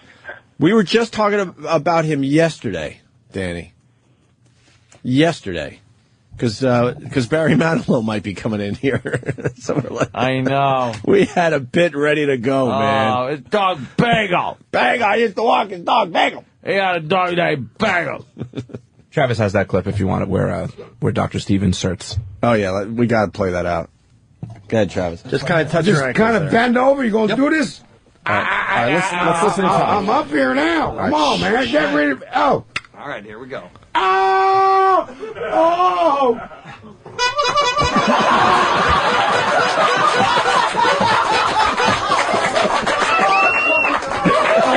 Call the cops. By the way, we never had to pump up Tippy Tom stuff. That was him on the horn. Yeah. That was, I mean, his comedic timing was perfect. Brilliant. It was perfect. That blew my mind about him, that as no matter how drunk he was able to come in and hit the post every time with whatever we needed him to do. Absolutely. Rick in Louisiana. Rick?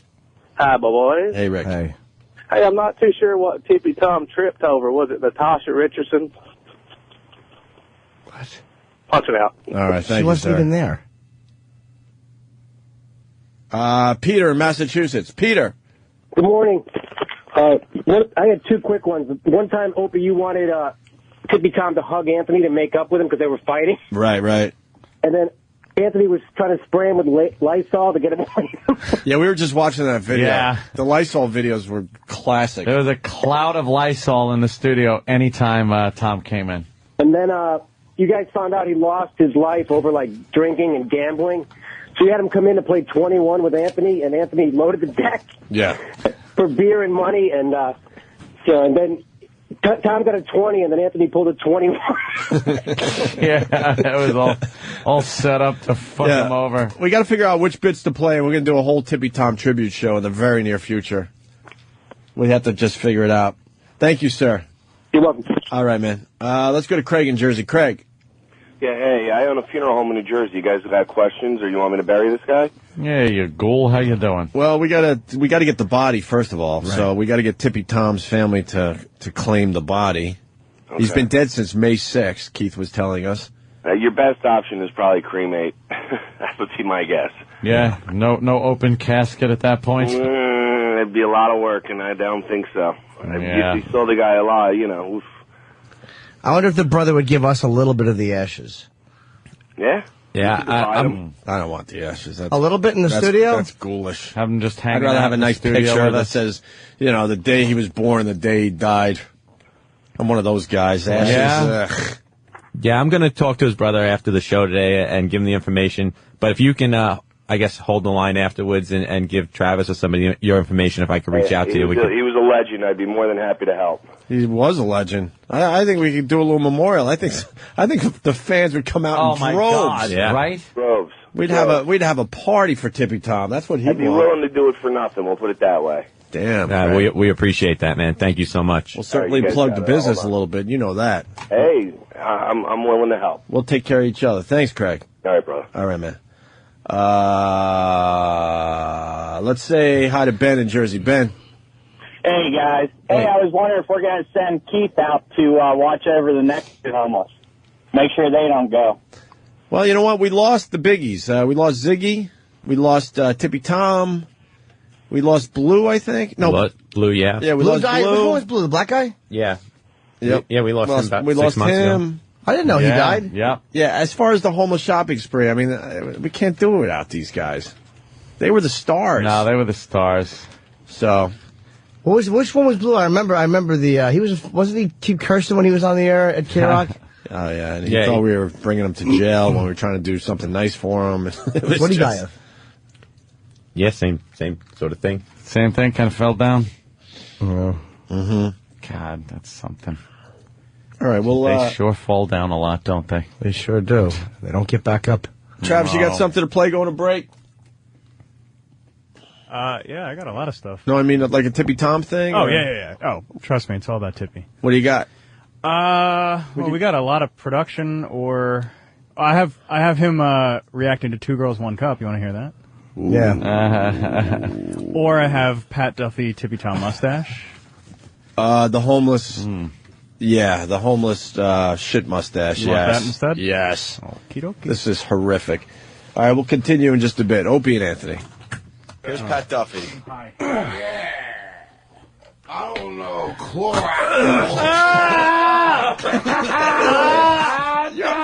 Oh my God! You have nothing on your face, though. No. Make a doo-doo mustache, you gotta make a doo-doo mustache. Oh, fuck!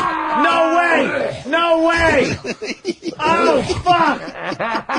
Oh, shit!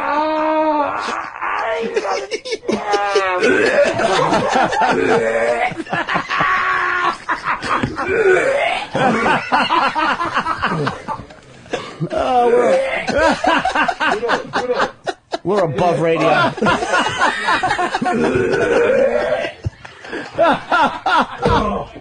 Can I get hired for this? Try heaving. Yeah, he still doesn't get paid. Oh my God.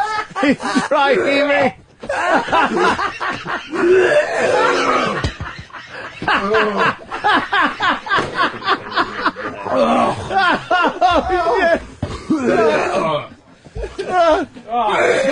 He's gonna put his fingers down. I can't wear this guy. Wow. All right, look. I'll tell you right now. He's outside the studio Tom, on mic, yes. Don't feel good. I got tummy upset.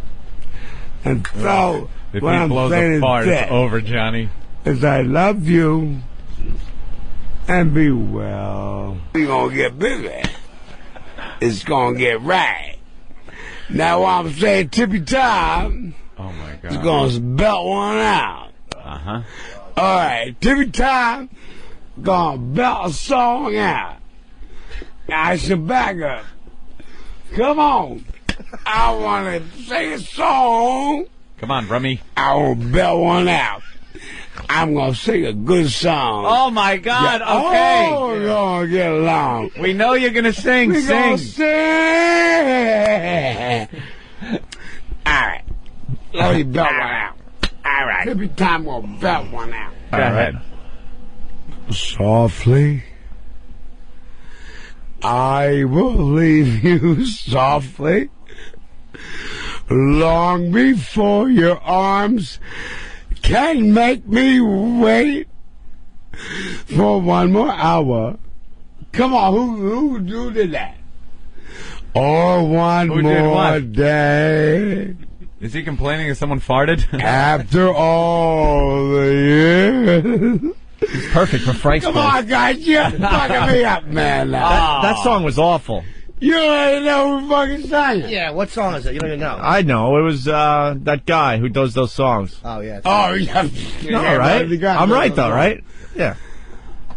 I can't bear the tears so softly as I leave you there. As I leave you there. Charles Manson? Who sang this? Who sang that? Can you do some Frank Sinatra? Yeah! Oh, all right. About time! It is about time. You need another shot before you do Frank Sinatra? Fucking right about time. It's about fucking right. Get the hell out of Where's here. he going? Fucking right. Yeah, go. Get out of here. Fucking right. That's right. Go. The Virus, Sirius 197, XM 202. Ladies and gentlemen, Now the moment you've all been waiting for. The very funny hosts of their own daily radio program, the Opie and Anthony Show. Will you please give your warmest welcome? Ladies and gentlemen, please welcome the world famous Opie and Anthony! That's right. Opie and Anthony, what a day, what a day, what a day. Everyone talking about Michael Jackson, sort of talking about Farrah Fawcett, and really talking about Tippy Tom. Yes. One of our own is gone. We learned this morning that he died May 6th. Tippy Tom gave us, I don't even know, hundreds of hours of great radio over the years. Yep. He was the star of the Homeless Shopping Spree. Danny is severely bummed. I'm really bummed. The more you listen to his shit, you're like, God damn it. Everything he did for us on the show was gold. Never had a bad appearance. Nope. We were all just really excited to have him back because he hadn't been in like a year. Yeah. And we were trying to figure out what to do with like we wanted to do this whole wine tasting thing where we get Tippy in and he has like both cheap and expensive wine and he would elaborate about the wines and the palates and there's a whole bunch of Tippy things floating around. And then to get this terrible news just really remarkable bouquet. Yeah, we're gonna have a more Tippy Tom. We're gonna have a Tippy Tom tribute show, and we're gonna try to get some kind of memorial together because no one's there for him. So we're gonna try to do the right thing and and get him out of the morgue. He's been just sitting there since May 6th. Jeez. Well, not sitting. Well, laying right, and we'll figure it all out. So just keep listening to the show. You know what we should do? Got to Google bomb. Tippy Tom died. Let's make him number one on the Google trends today. That's going to be a tough one. Good luck. Today. Yeah. Oh yeah. How the? You know what? Good point. Michael Jackson. All right. Well, we'll give it the old college try. Let's at least see how high we can get. Tippy Tom died up on the Google trend today. Yeah. What am I saying? In our world, it's way bigger, but not in the world. Can we get E-Rock in here too? Because I wanted him to do something. Yeah. Where is E-Rock? I was taking medication. For my my mercury was very high from all the sushi I eat, and they gave me these pills I had to take twice a day, and they smell weird. I'm done with them now. I did take them already, but it's called a clinical. Did you feel weird with all the sushi you were eating? You feel sluggish, tired. It was the mercury makes you. I stopped. I'm down to like sushi once every 2 weeks. Once a week is okay. I used to be 3-4 fucking days a week with that sushi. Wow. And shellfish is what's bad. Up like that? Yeah. Hell fucking yeah. Normal mercury is a 5. Shellfish. Was a 5. Mine was a 44. Whoa. I swear to God, it was really bad. The fuck are you doing? Chewing out thermometers? The rest of my blood was very good, believe it or not. Jesus. Tippy Tom died. Google that like a motherfucker today. Where's he, Rob? Poor Tippy. Let me say hi to Mike. Mike? Hey, what's going on? Good morning, boys. Hey. Hey, I want to thank Tippy Tom, even though he's passed on. I was just dropping my girlfriend off at work, and she threw up in my car listening to the doo-doo mustache. Ah. We're only playing really quick clips. I mean, when we get the tribute show together, it's going to be amazing. It'll probably be one of the biggest listens ever as far as the Opie and Anthony shows go. But with the duty mustache, I mean, we pulled out a piece of fucking shit from his underpants that was hard as a rock. It was petrified, and we were banging it on the table. Oh, and the thing didn't even come close to breaking. The thing, like a rock. The thing was, a few of us held it because it was like, it wasn't duty anymore. It was a rock. Yeah. Fossilized shit. Oh, it was disgusting. Tom's underpants were a horror show. It had to be put into water to kind of rehydrate it. Just to try to make a mustache, like you do with an old Indian rock. Yeah. One of those paint pot rocks. That's the Central Park jogger on fucking Fox. Wow. What's she doing there? She looks pretty good. That's the fucking jogger. Like, why is she I've never seen her before. Today? No one's watching TV for her today. Who cares? They're watching for Michael Jackson. Where is E-Rock? You asked for him, and he's still not here. It's fucking, I don't know. Oh, here comes bitch hips. Evan. Oh, God, that walk. And here comes E-Rock coughing as he walks. Of course. He's still coughing. What's wrong with him? Oh, you just smacked Eric in the head. Oh. Here he comes, taking forever. That hallway is just too long. Why are you still coughing, E-Rock? Opie, so you're coughing. Were you coughing or chewing food? Or what are you doing? Food. Oh, of it course looks like you you're are. coughing. I don't know. What I'm is sorry. that, your cud? Turkey bacon. In the old Tippy Tom videos, you were pretty thin there, E-Rock, I noticed. Yep. You don't care, though, right? Those were some good old days. Turkey bacon's good, though. It's a little better for you than bacon. You know, I love that you don't care anymore, but what about your fiancée? Does she care that you don't care? I think she's given up. But what is that going to lead to? Like on everything? The marriage and everything. She's still way into you? Time to time, depending on what I'm eating. Oh, God. She'll lean in and goes, and how many Jell-O cups is that? The pudding cups? I go, you're supposed to eat one of those. Yeah, well, I was up to 3 at that point. Oh, one of them are not bad. 60 calories. They're okay. One. You get a little taste. You get a little dessert in you. The dark chocolate raspberry ones were really good. Those are... God damn it, are they good? You have food in the back of your hand, E-Rock. That's horrible. Oh, E-Rock. I was taking this medicine for too much. I saved this. I want you to smell this. Could you hold on a second? Sure. Oh, hi, Mickey. Did you hear that Michael Jackson died? All right. Waving. Yes, Jimmy. I was taking this medication for too much mercury in my system. I had to take this twice a day for a month, 2 pills a shot, 4 pills a day. And it smells bizarre, and it smells like a veg. It's I don't know what it is, but it's actually dietary. Smell the inside of that jar. It's not that bad. It's just weird. It's empty. I took the pills, but it's actually what I was taking for a month. What does it smell like? Let me smell that too. Wow, E-Rock, you all right? That smells like bad, like pet food. Let me smell. It's a weird fucking.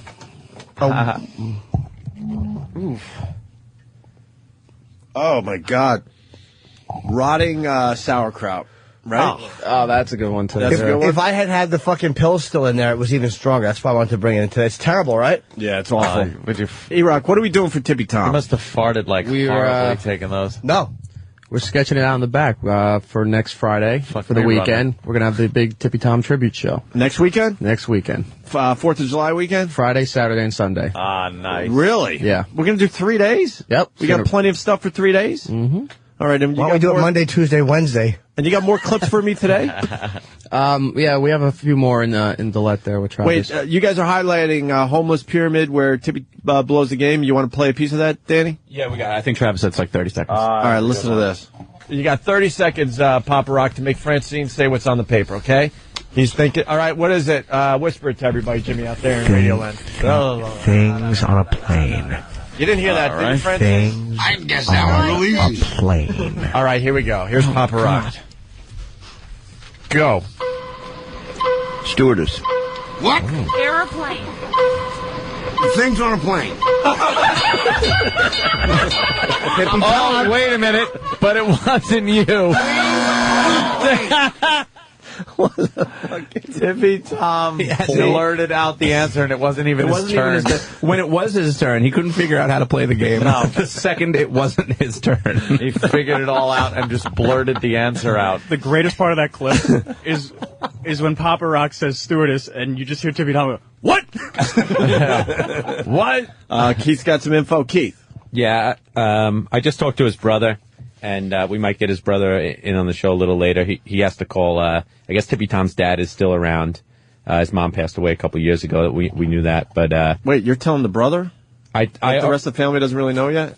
I told his brother last night. Right. And his brother's going to go about letting his dad know, and he said he never even met Tippy Tom's son, but he's going to try and make a couple notifications, and he's going to talk to the funeral home, Craig, who called us, and we'll try and work out all details and put this thing together.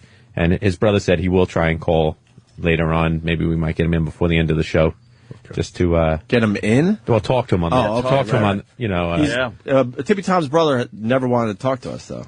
Yeah, I just explained to him how everyone's kind of stepping up, and I told him that we might do a memorial thing with this guy Craig who offered the services, and I said in the event that we do this, you might end up with thousands of maybe fans that come to pay their respects, and he was pretty taken back that it. If we do a memorial, it'll be as big as the homeless shopping spree. People will come out of the woodworks, man. Yeah. So and we have our friend Billy who's offered to spread his ashes on his boat around Manhattan, and there's a lot of things that we could do to pay our tributes to Tippy Tom. So hopefully, Tippy Tom, his brother is all for it because everyone loved him. All right, let's go to Wes. We got the trucker. Yeah, we're gonna get to him in a second. Wes the trucker. Hey, Opie, what's going on, man? Hey, buddy. I think it was the end of January this year, right after that motocross guy died in Costa Rica doing that trick. You called it, man. You said 2009 is going to be the year of the death. You called it. Oh, we've had some big ones already. Show-related, fucking, and the rest. Michael Jackson, Farrah Fawcett, sure. All right, thank you, sir. Will there be a website for donations? As long as it's not costing that much, we can probably handle this one. Why make the listeners pay?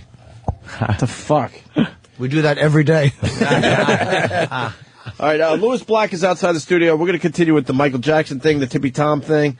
As Louis makes his way into the studio, I want to just play another Tippy Tom bit. We'll do this one right here. If you want my body and you think I'm sexy, come on, baby, let me know. Lonely? You're damn right. Looking for the time of your life? Are you single? Hygiene not an issue? Hepatitis C, which I've had for 20 years. Sit back, lube up, and dial Tippy Tom. 'Cause I'm a slut. He's homeless, smells like a dumpster, and he's horny. Can you lick my For a bottle of Thunderbird, he's all yours. I'm a human being. Okay. I want to. Guys. I'm a faggot. I was a faggot from 2 years old. Girls. I had girlfriends, too. He's so drunk, he doesn't care. All right, who's next? Just name the place, and he'll be there. Around behind a dumpster or something like that. Call 1-900-SYPHILIS for the ride of your life. I know how to shake my head. Not responsible for any diseases contracted as a result of sex with Tippy Tom. You're damn right.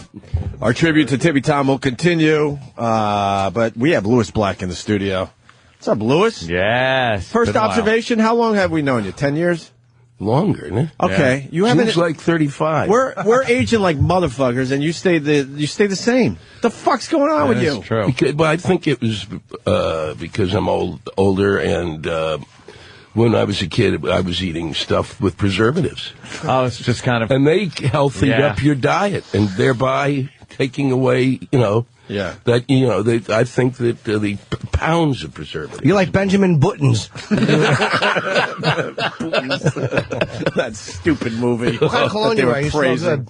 I have something very nice for you. What is it? It's good. It's Paul Sebastian, which is going out of business. Is it really? That's good stuff. It is good stuff. I'm a human air wick. Oh, it was Creed. Just on a side note, we were driving into work today, and this music was cranking here in Midtown.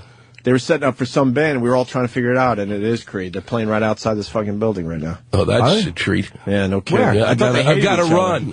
Yeah, you want to catch that one. So what do you think of the whole Michael Jackson thing and the coverage? I have no... What's your thoughts? I don't care. Yeah. It's literally like mourning.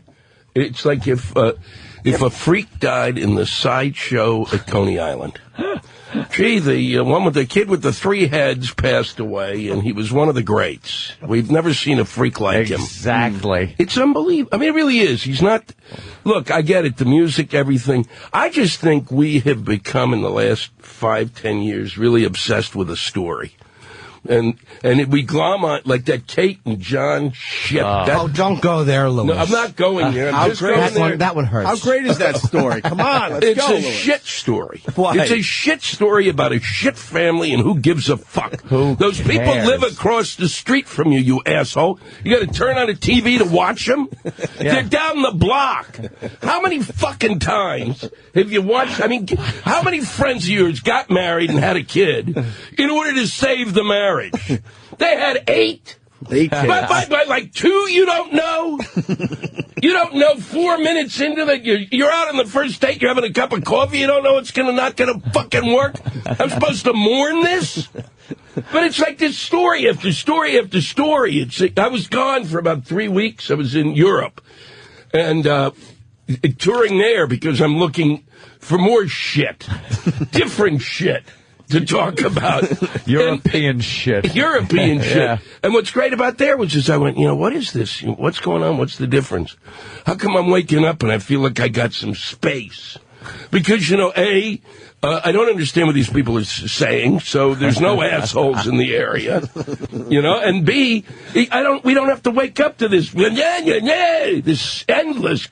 But they're pretty bad with the pop culture in Europe. Oh, they really are. They're even worse England, in the papers. England is. Yeah, England. They're looking for, the picture of Michael Jackson's corpse so they can put that right on the front page. Well, yeah, they're actually worse really there. Bad, England's really terrible. Yeah. But I don't know what the rest of Europe. But the rest of them, if you pick it up, if it's in Dutch, who gives a fuck? Do they know you in Europe? Can't read it. They actually. So I'm confused. They know you. No, they don't. Lewis, they do. I'm confused. Are you Team Kate or Team John? Jesus Christ. I'm in for the end of the Learning Channel. That's what I'm at. The Learning Channel rules. Because it's the modern-day freak show. It is the modern-day We've talked about this on the air many times. What are you learning from it? Yeah, it's all just freak shows. It is. It's unbelievable. And they make believe we need to learn about this stuff. And then they'll just call it the La Channel. It'll be the LE Channel, the way they kind of shorten it. Yeah, to make it more hip and relatable. But this Michael Jackson thing, this doesn't happen every day, Lewis. This is pretty amazing stuff. This is like when the King died himself, when Elvis Presley died. Oh. No, Elvis Presley was the King. Right. Michael Jackson left my life 15 years ago. Yeah. After, which surgery did you decide? I can't watch this anymore. When his nose disappeared? They're saying that his nose was being held on by tape. That came out recently. No. Yeah. That's some bad surgery. Now it's just hanging, Here's the story. I think I've even told this to you guys before, but the Michael Jackson story, may he rest in peace, was that a friend of mine who has carries no grudges is a guy who works in the technical end of theater. And Michael Jackson, this is years ago, it's like maybe 15, 20 years ago. Michael Jackson's at the Plaza Hotel when the Plaza was a hotel. And he's holed up there for like 2 months.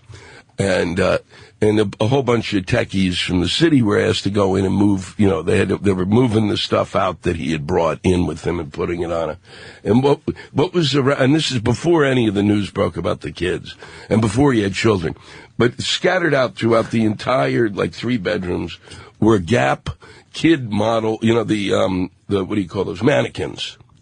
Gap mannequins of kids. Oh, shit. Dressed in no, seriously. Come on. I'm serious. Wow. And this is a guy who it'd be a stretch for him to think it up.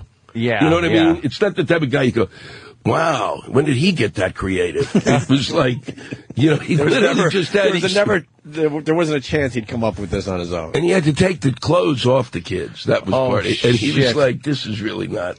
Undressing child mannequins. Yeah. That's great. That's fantastic. And he's doing this to supplement the money he's making in the theater. It's, now that's a story. Wow.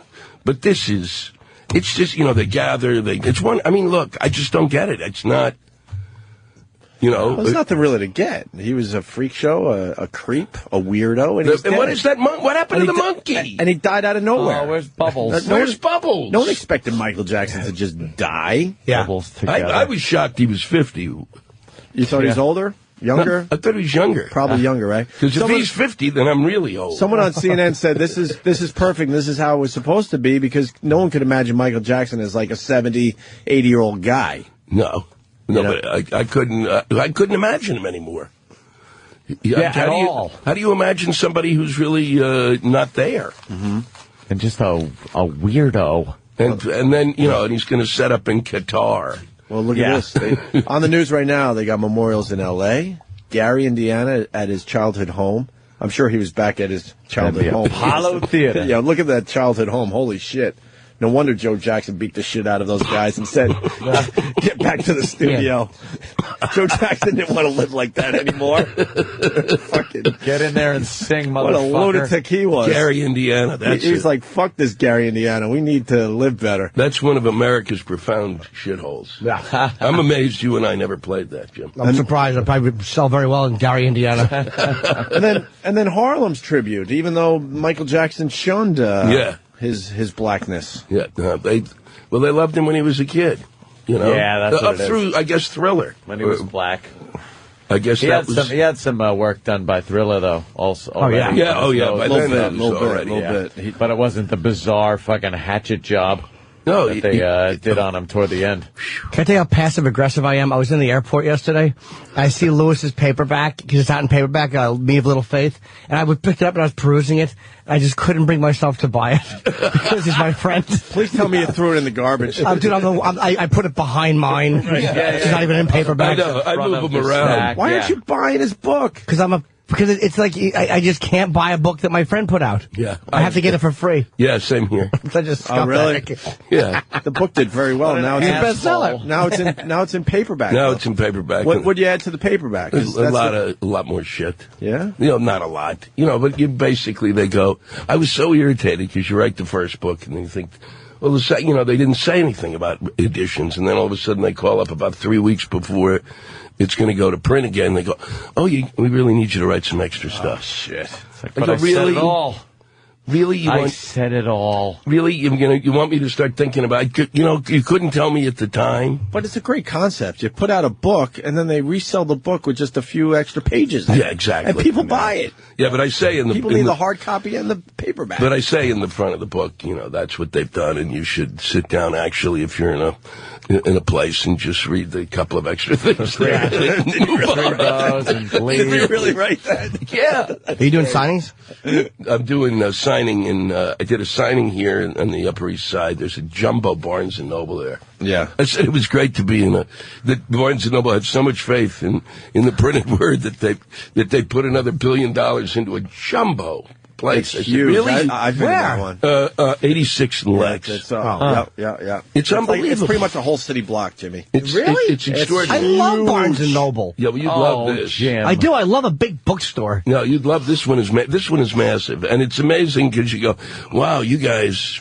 You don't see the writing on the wall. Yeah, no kidding. Yeah, right. Because people are finally figuring out how to download that shit too. Exactly. With the Kindle's one of the hottest items out there right now. But I need a book in my hand. I can't read it. Yeah, absolutely. I just don't get it.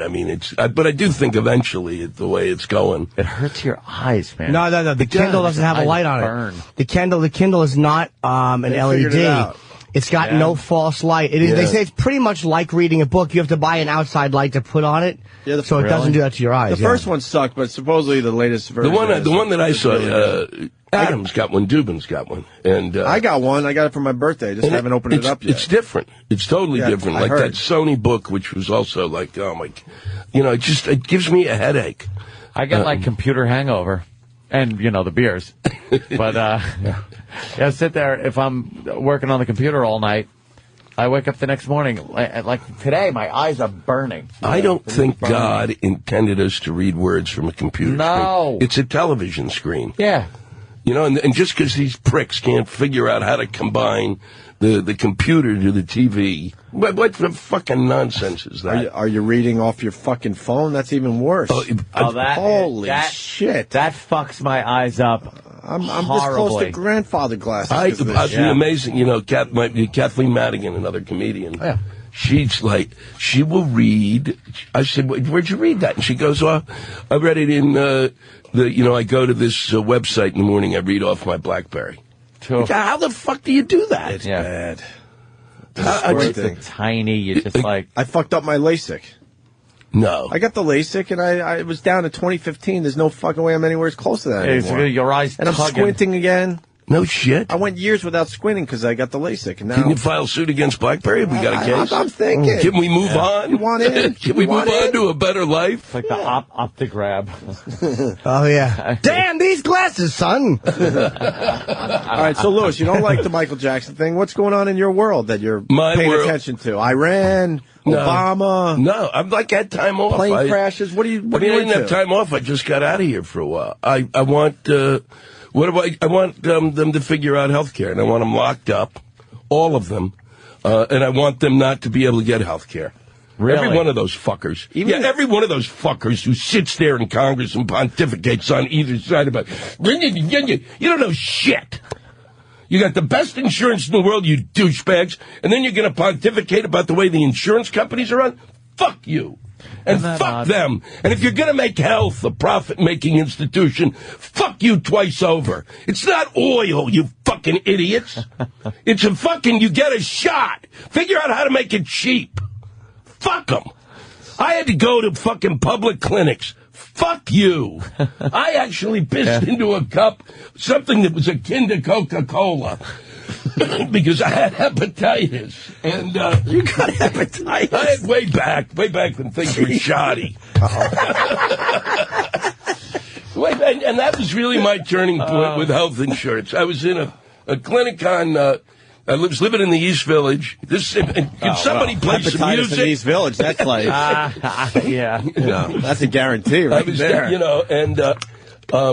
And I went into this clinic because I'd been like 3 days of like, you get a fever and you go, okay. And then, but it was different. I was like, no matter what I did, this was not going away. Oof. So I walk in and I'm like, I barely make it. And the woman's like, go get your, go take a sample. The doctor says to take a sample. I go to take the sample. I come back to see I've just pissed Coke. And I come back, and the woman is sitting there, and she said, well, we're going to have to wait a few days until the tests come back. And I put it down, and I said, I don't fucking think so. I'm pissing Coke, okay? If I'm pissing Coke and I can make a profit off of it. Jesus. But that's the way you kind of go. That's the one that irritates me. Whenever you have to give a sample, do you do what I do? I make sure I fill it right up to the tippy top. Oh, yeah, exactly. I'm like, fuck you. Here's your sample. Right to the top. I go way past that line. Going on your fingers. Right. Have fun with this sample, you motherfucker. Going all over you. If it's going to cost me a couple $100, you're going to have fun with my urine. Well, it is amazing. I got three different kids. 3 kids. 3 health insurance companies because of the union stuff. And and all they do is fight over who's. There was literally the first year that I finally got like the insurance, and I had SAG and AFTRA, like film stuff and TV stuff, and all they did was fight over who's your primary, who's your secondary. Yeah. How brilliant is the copay? How do they figure that one out? Yeah. You're fully insured, like, well, the copay will be, but the copay. What does that mean? How the fuck did they come up with that and get it past us? Yeah, no, if you're insured, you should be insured. Fuck the copay. Yeah, it's unbelievable, and they won't figure it out. And all they do is sit and natter on about it, and and then they, whatever they say they want to do, then somebody is going to have to get taxed, and they won't tax. So, we just, that whole argument, too, we just came through 8 years of just flushing money down the toilet. We have no money for fucking anything, and they're going, well, we can't really tax. California's broke. Mm-hmm. Yeah. You got states, they're broke. They got nothing. And everyone's broke. No one's in the condition or position right now to be taxed more. Right. It just really hurts. But you can. There's certain people who can fucking get taxed. I could be taxed more. More? Yeah, I have no kids. They just make it literally. I don't have kids. Yeah. I don't have a wife. But I have my fucking money, and I want to keep it. I want to spend it on fun shit for me. Yeah, that's sweet, but you and I have always disagreed about that stuff. I'm already a 50-50 partner. What more? I'm giving more than I fucking make. No, you shouldn't be a 50-50. 17% is fair for everybody. I like Schwarzenegger's. Fucking 6, whatever it is. It's taking half my fucking money. No, it isn't. It's because you live in New York. Yeah, it's 33%. Okay. Whatever it is, federal, and then you add the state. Well, then you add the state. And then my taxes from the county I live in. Well, get out of that county. What am I supposed to do? Move to goddamn Alaska with fucking stupid bitch up there? You get to move to Florida. And then what they fucking leave you with, every dime you spend of it is taxed on something else. I went through my phone bill the other day, and we were laughing our asses off at the taxes and surcharges that we had no conception of what they even meant. Oh, yeah. There are words on there about surcharges and taxes that you're paying on your phone bill that no one questions. It's $5 here, $10 here, $3, $8, but it adds up to like over $50 in these taxes that are for stuff that has nothing to do with phones. Well, it's like fucking tire tread tax. If you go to Vegas, and you're not you don't pump enough downstairs if you're in the casino and you get the bill from the hotel. It's the amount of, they've got like 12 taxes there now. Yeah. All hotels are doing that now. Occupancy tax and... Occupancy tax. I'm paying to occupy the room. Yeah. That's the goal of what you do. That's your business. I pay you. I occupy the room. So what is an occupancy tax? And the occupancy tax basically goes to the people who will then advertise to tell you to come back to the place. Yeah. If I just, can I not pay the tax and tell you I'll be back? And this is beyond the sales tax you pay on the room. So it's beyond that. So you're paying an occupancy tax. What the fuck is that? And I love an excise tax. I have no idea what that means. Well, they just kept adding on. Just tell me. And don't, just say it's going to cost X. Yeah. I don't need to know. I don't need to see. Don't break it down for me. Don't break it down. It's like just that thing. Piss me off. It's like when the first time I flew U.S. Air and they switched over to charging you for a bag. Oh, right, for luggage. And you had to have cash outside. In order to do this, they wouldn't take a credit card, and then inside they take it. But you're standing on a line. It's like, really, you couldn't ask for the $12 when I'm flying a plane, schmuck. So we know we've come down the road a little economically. Couldn't you just ask me for the 12? What's $12 more on a ticket? Yeah, which creates more chaos in that hellhole. They could. I really think airlines can make money just by jacking their prices up, like $6 on every ticket. Yeah, just $6. Because who's really going to notice it? No one. Nobody. Just don't call it a tax. Nobody. People have stopped paying attention to a lot of it. Fuck you tax. Yeah. Fuck you. We're taking the money. It's not going to anything. It's not paying for any shortfall that we have or anything. We just want $6 more from everybody that flies on our fucking planes. Yeah.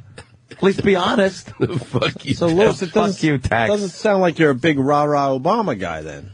If he doesn't mind paying more taxes, that's not an Obama thing. But that's not Obama. That's really... No, I understand, but I thought you'd be more like Obama, but it sounds like you're kind of disgusted with the system I'm disgusted with everything. Yeah. I mean, Lewis has never been like one party. Yeah, I'm not really. You've always just been disgusted with the system. Yeah, I just think that these people are. I mean, it's absurd. I mean, I have to say the one thing I do have to say about him that I do like is he actually talks. He actually speaks. He turns around. He actually seems. Look, even if he's fucking faking it, having someone who seems to be concerned is more amazing. Well, and Clinton had that. Yeah. The problem with Bush is 8 years of somebody who wasn't really comfortable in his own skin. Yeah. And that gets to be creepy the fuck after a while. Now you see him? Oh, is he having a time at that ranch? Yeah, I know. Now he's smiling. He looks great. He's like, fuck you, people. Here's my shit. Take it. It's like the fucking guy that came to your house for a party, destroyed the house, and just left, and your parents are coming home. That's what George did. Hey, later. But my favorite thing is way back when we were talking about this, that you still, the thing that keeps coming back to me is about this.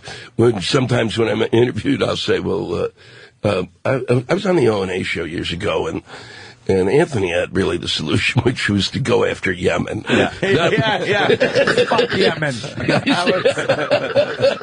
Yemen.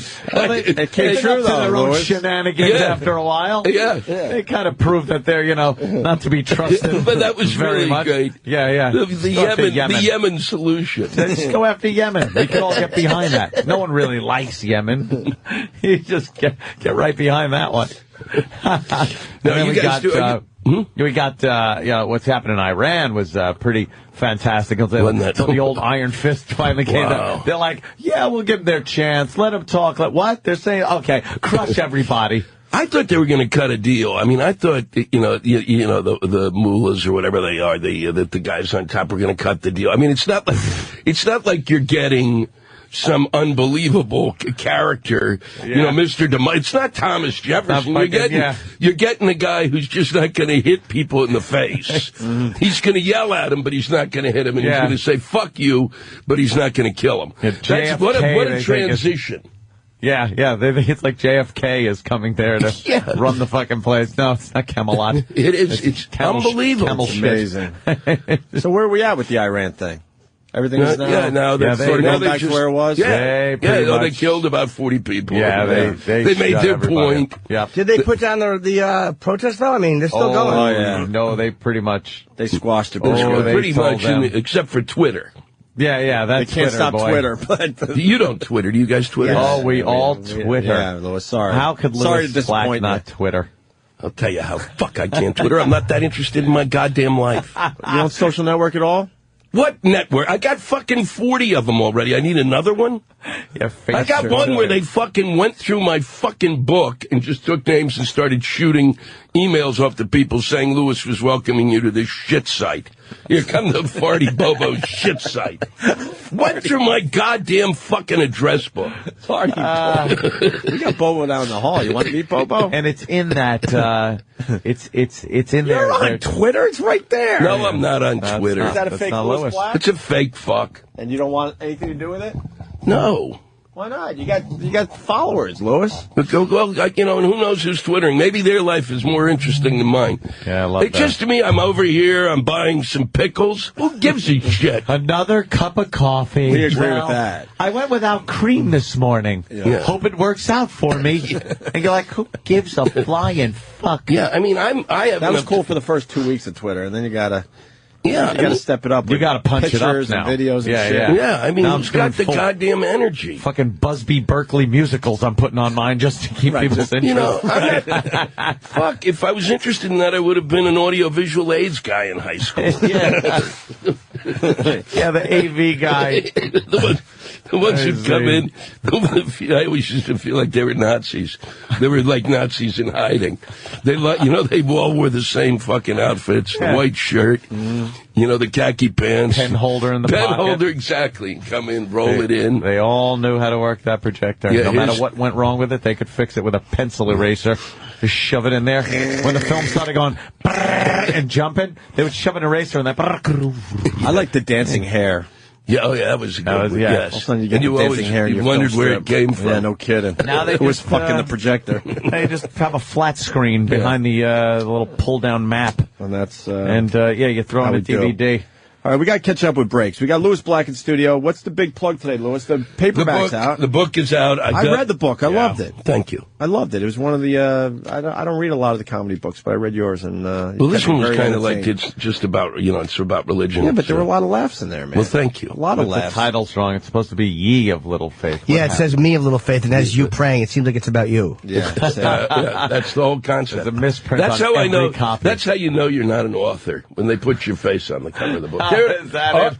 I'm sure of it. Our books, and Jim's books. I was very... Stephen King never has to put his face on Right, the cover. you don't go Stephen King. It's in the back. You see him in the back of the book. He tells a little bit about the author. Wearing a black turtleneck or something. Louis got some great quotes, though. Louis Black, the most engagingly pissed off comedian ever. Stephen King. Oh, shit. Wow, nice. speaking of fucking You met Stephen King? No, he wrote it in... he just knows who you are? He wrote it in some article. He was writing about the fake Twitter guy, though. He finds that guy hysterical. Stephen King loves pop culture. Yeah. We want him on the show just to talk pop culture. We can't get it done. Really? Can't get it done. Yeah, he ain't coming. Whenever I'm asked, who makes you laugh or who would you pay to see, I don't hesitate for a moment. Louis Black, period. He's got it all. Brains, balls, and chops. George Carlin. But George is dead. He couldn't have wrote. I was older. Oh, was I got it just before. Damn. Yes. Who do I have? Fucking my quotes. Jim is funny. Bob Levy. Hey, Jim Norton's great. Well, Well, he's a good guy. Norton's funny if you enjoy Route 280 in New Jersey. Colin Quinn. I'm going to be... You know what, though? You didn't write about the Muslims in the book, though, Lois. What the fuck? I didn't want to. You barely touched on them. It's supposed to be about all religions. Yeah, but I wrote, really, you know what I wrote about? I wrote, there's nothing in there that I didn't know. That I didn't know about. I didn't hang out with Muslims. Louis wants to keep his head, too. Not his job, his head. You got to remember, I was born and raised in the suburbs of the United States in the 50s. There were barely black people there, let alone Muslims. I don't think Muslims have been allowed in the country at that point. Yeah. I was not going to... When that guy did the cartoon and then they... or they're chasing what's-his-name around, who's the... Salman Rushdie. Yeah, I mean, really, these guys don't have a sense. Screw them. I have no time for that. I have no interest. Breaking news. Danny, go to ismichaeljacksonalive.com. Wow, there's already speculation that he's not dead. People in this country are fucking idiots. the times we're living in. It doesn't matter. And what comes up? Maybe no. Click here. What are they saying, Dan? What are they saying on ismichaeljacksonlive.com? Pulling a Tupac, and a Biggie, well, and an Elvis. Someone's got to pull the fake death thing eventually. Yeah. For real. Someone's got to really pull it off. Yeah. It just forwards to some other social networking site. Oh, fuck. All right. Junk mail. Let's not give attention today. All right, Lewis, we're going to continue with you in a few minutes here, all right? I got to go. He's a busy man now. You're one of those guys now? I'm stuck with that. He's like Sinatra on Carson. Yeah. They would just leave and go, Johnny, I gotta go. You can't go. Yeah, that's what do you got me. What is? I don't even know. WPIX 11? No, it's down the hall somewhere. Another one. Wait, you're leaving us to do another show. That's what facility. they put. That's what these guys do. No, you're not. That's what these guys do. You're not doing that. That's what my life is now. They lead you around. They lead me around like the little porker I am. Come on, money-making machine. Yeah, let's here go. it is. Go to this. Need go our to percentage, fucko. Get into this room. No, they're unbelievable. It was when the first time we were selling the book, I named it was you. I said, "This is all." I said, for starters, this is it. I go on O&A for a long time, and Todd and Tyler out of Omaha. And those are the guys. Who's Todd and Tyler? They've been there forever. I'm not trashing Marianne. No, they've been there forever. They've been a radio show down there. A radio show. Been good to you. It's the same way with you guys. It's like I come in. It's like I'm talking to. You're hanging. We're hanging out.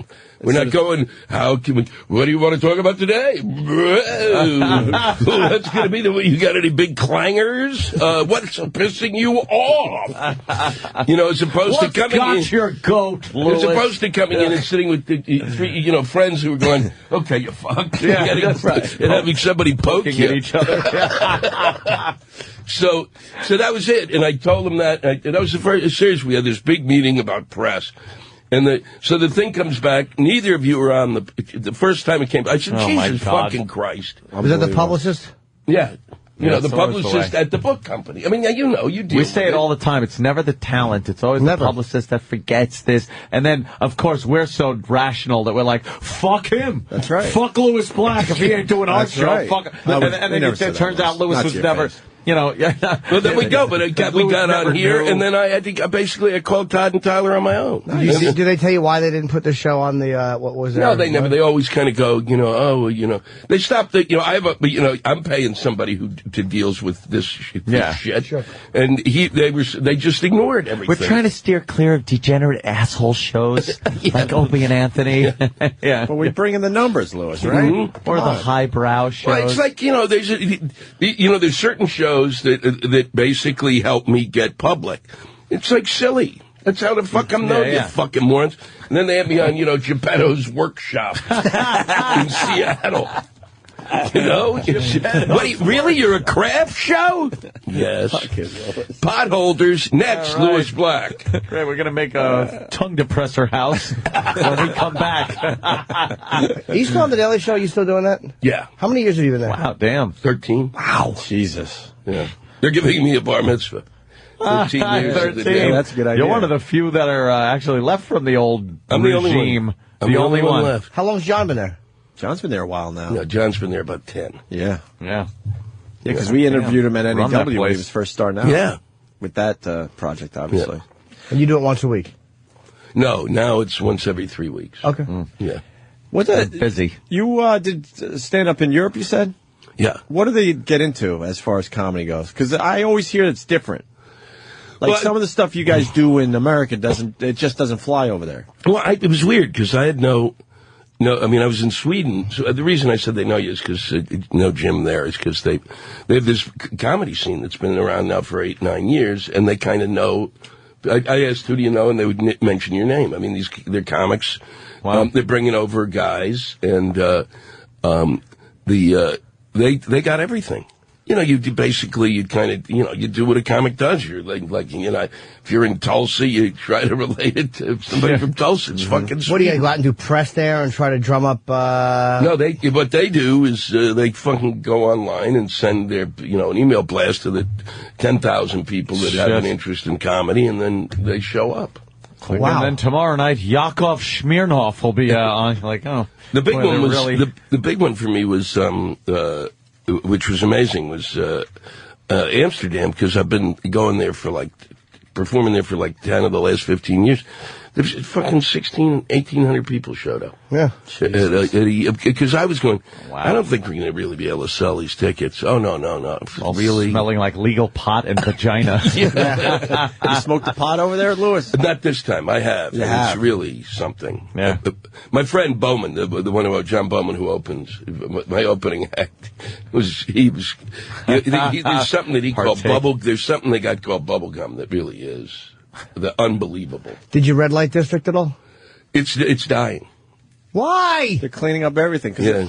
I read an article where they're so pissed off because everyone's peeing on all the important buildings and stuff, and the old churches. It's kind of gotten. So they finally had it, and they're like, no, we got to clean this shit up. They're moving it. They're moving it out a bit. They're kind of getting it out of the. And art galleries are moving in. You can still get it though, right? Oh yeah.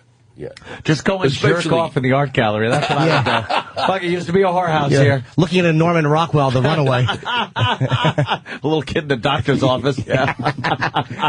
And how great is it looking at the women, in the windows and stuff? Just amazing. No, because it depends on what time you're there. Why? There's certain times that it'd be like looking at a bad deli. Bad meat hanging in the window. So they got the day stripper thing happening like they have in America? It's really unbelievable. Yeah. Really? It's unbelievable. The hot ones are at what? What's prime time? Prime time for them is more toward the evening and the late show. Same thing here then with the strippers, like you said. If you're by a strip club, by a train track in the daytime, in the afternoon, when you leave a strip club going, holy shit, it's light out. Yeah, really. You just saw a bad stripper. Yeah, the worst. It's Sunday night in Albuquerque, New Mexico,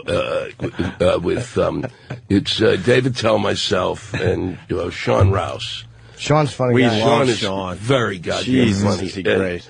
And Sean had just hooked up with the two of us on this tour, and we went to this. It was all that was open. It was a bar. It was the only bar open downtown. What a drunk he is, Rouse. Yeah. Holy shit, really? is he a fucking... Yeah. We gotta explain what a drunkard guy. What does he have again? He's got rheumatoid arthritis. And the worst thing you could do is drink. Yeah. And he goes, fuck that, I need a drink. Remember the time in Dallas when he showed up to breakfast, Jimmy? He could barely move. He was in such pain from the drinking the night before. He's a drunken sot. Is not drink, and he would be way better physically. But he said, fuck that. Yeah, no, it's amazing. But we're sitting in this strip club, and there's like 3 strippers, and they're all, there's one who's kind of cute, after 3 drinks, and the other 2.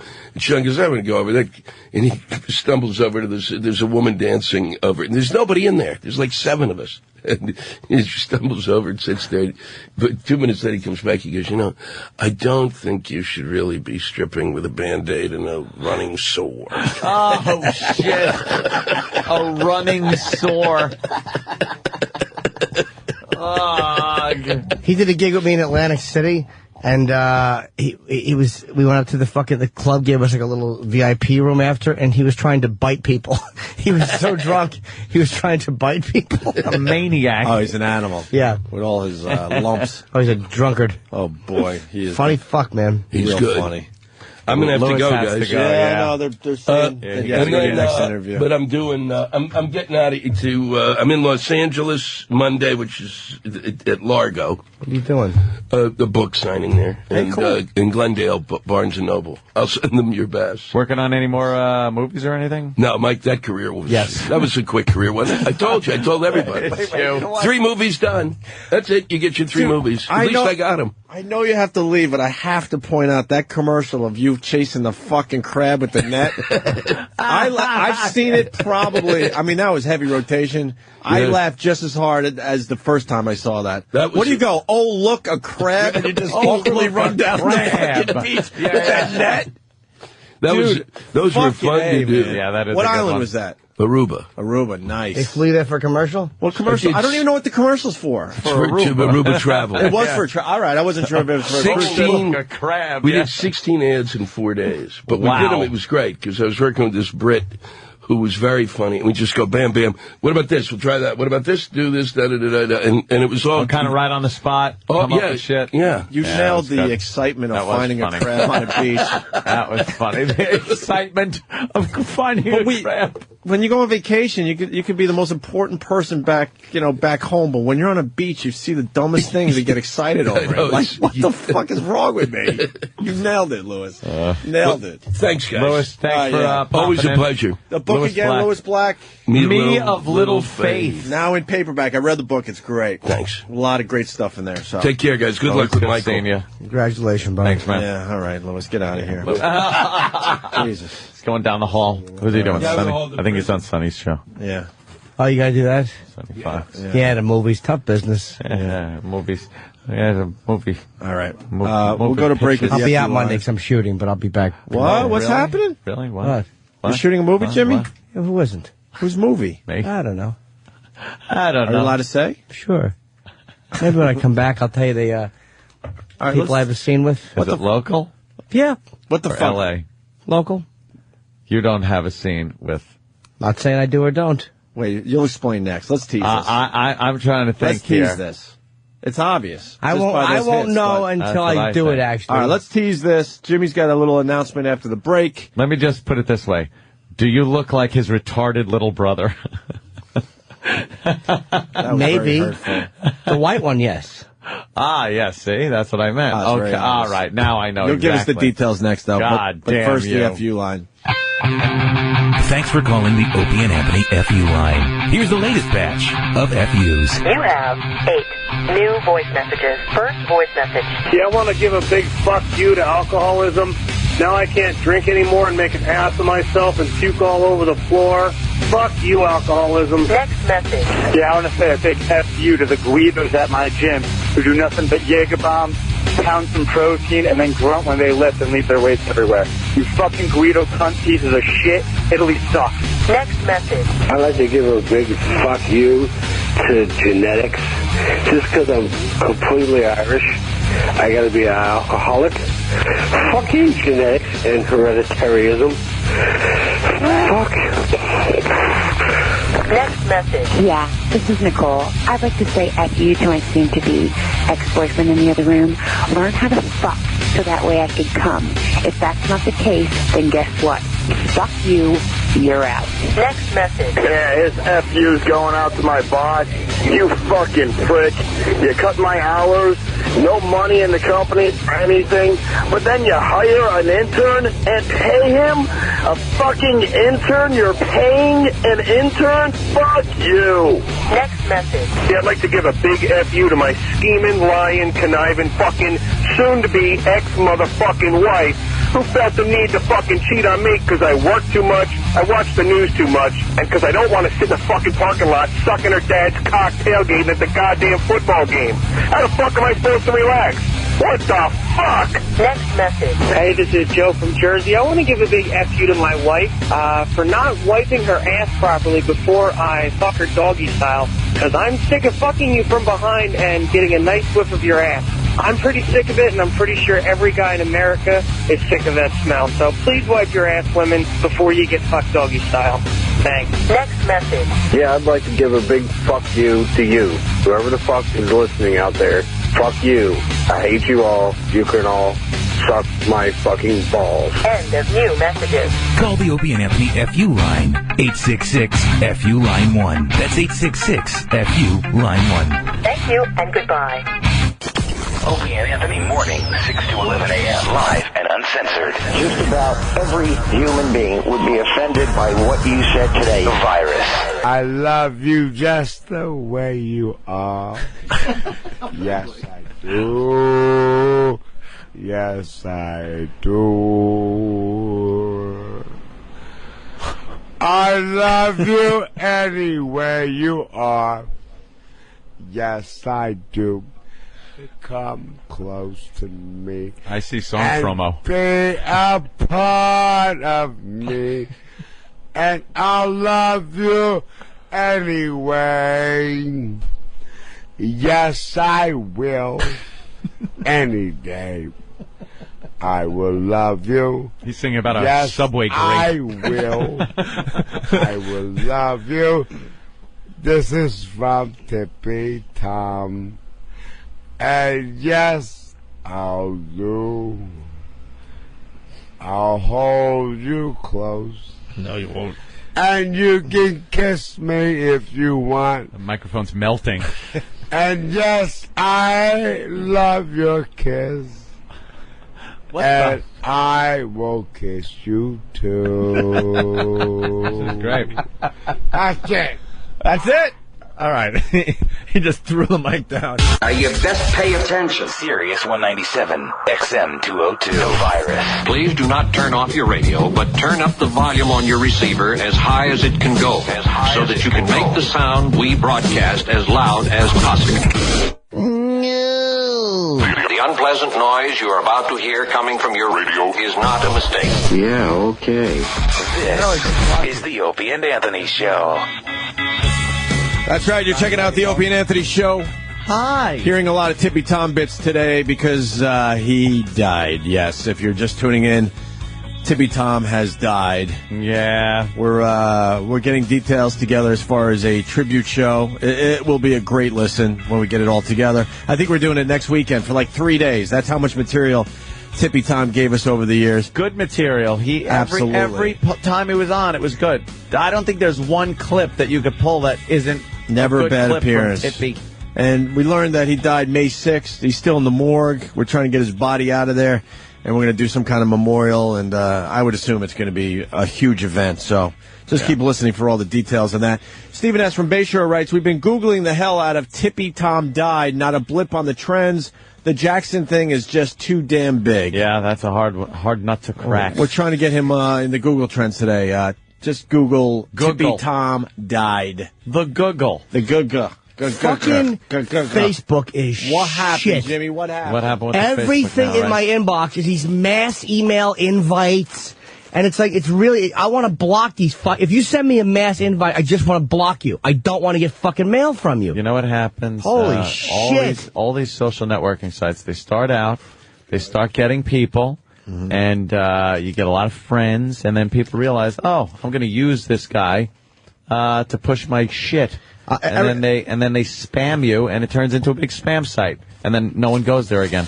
Twitter's gonna be the same thing with Twitter. You watch. They're gonna start tweeting. I see it creeping in. The thing is, you can block people. Yeah, I know. Like you can only follow who you want to follow. So if somebody's fucking with you, you just stop following them. It's creeping in here and there. I want to know how to block people. Like this guy who's sending me these fucking links, I want to just block him. Yeah, if you log in, like on a computer Facebook, not iPhone Facebook, and there's all sorts of settings. You have privacy settings and security settings. I know, but I only want to block certain people. I don't want you to have to be my friend to email me. But if you send me like one of those forwards or one of those evites, goodbye, you're blocked. A forward. Fuck you, they're not funny. No one laughs at the forwards. No, it's 20 people on the fucking header, and it's just talking about, hey, here's a funny thing I heard, or touching story of a soldier and a boy at an airport.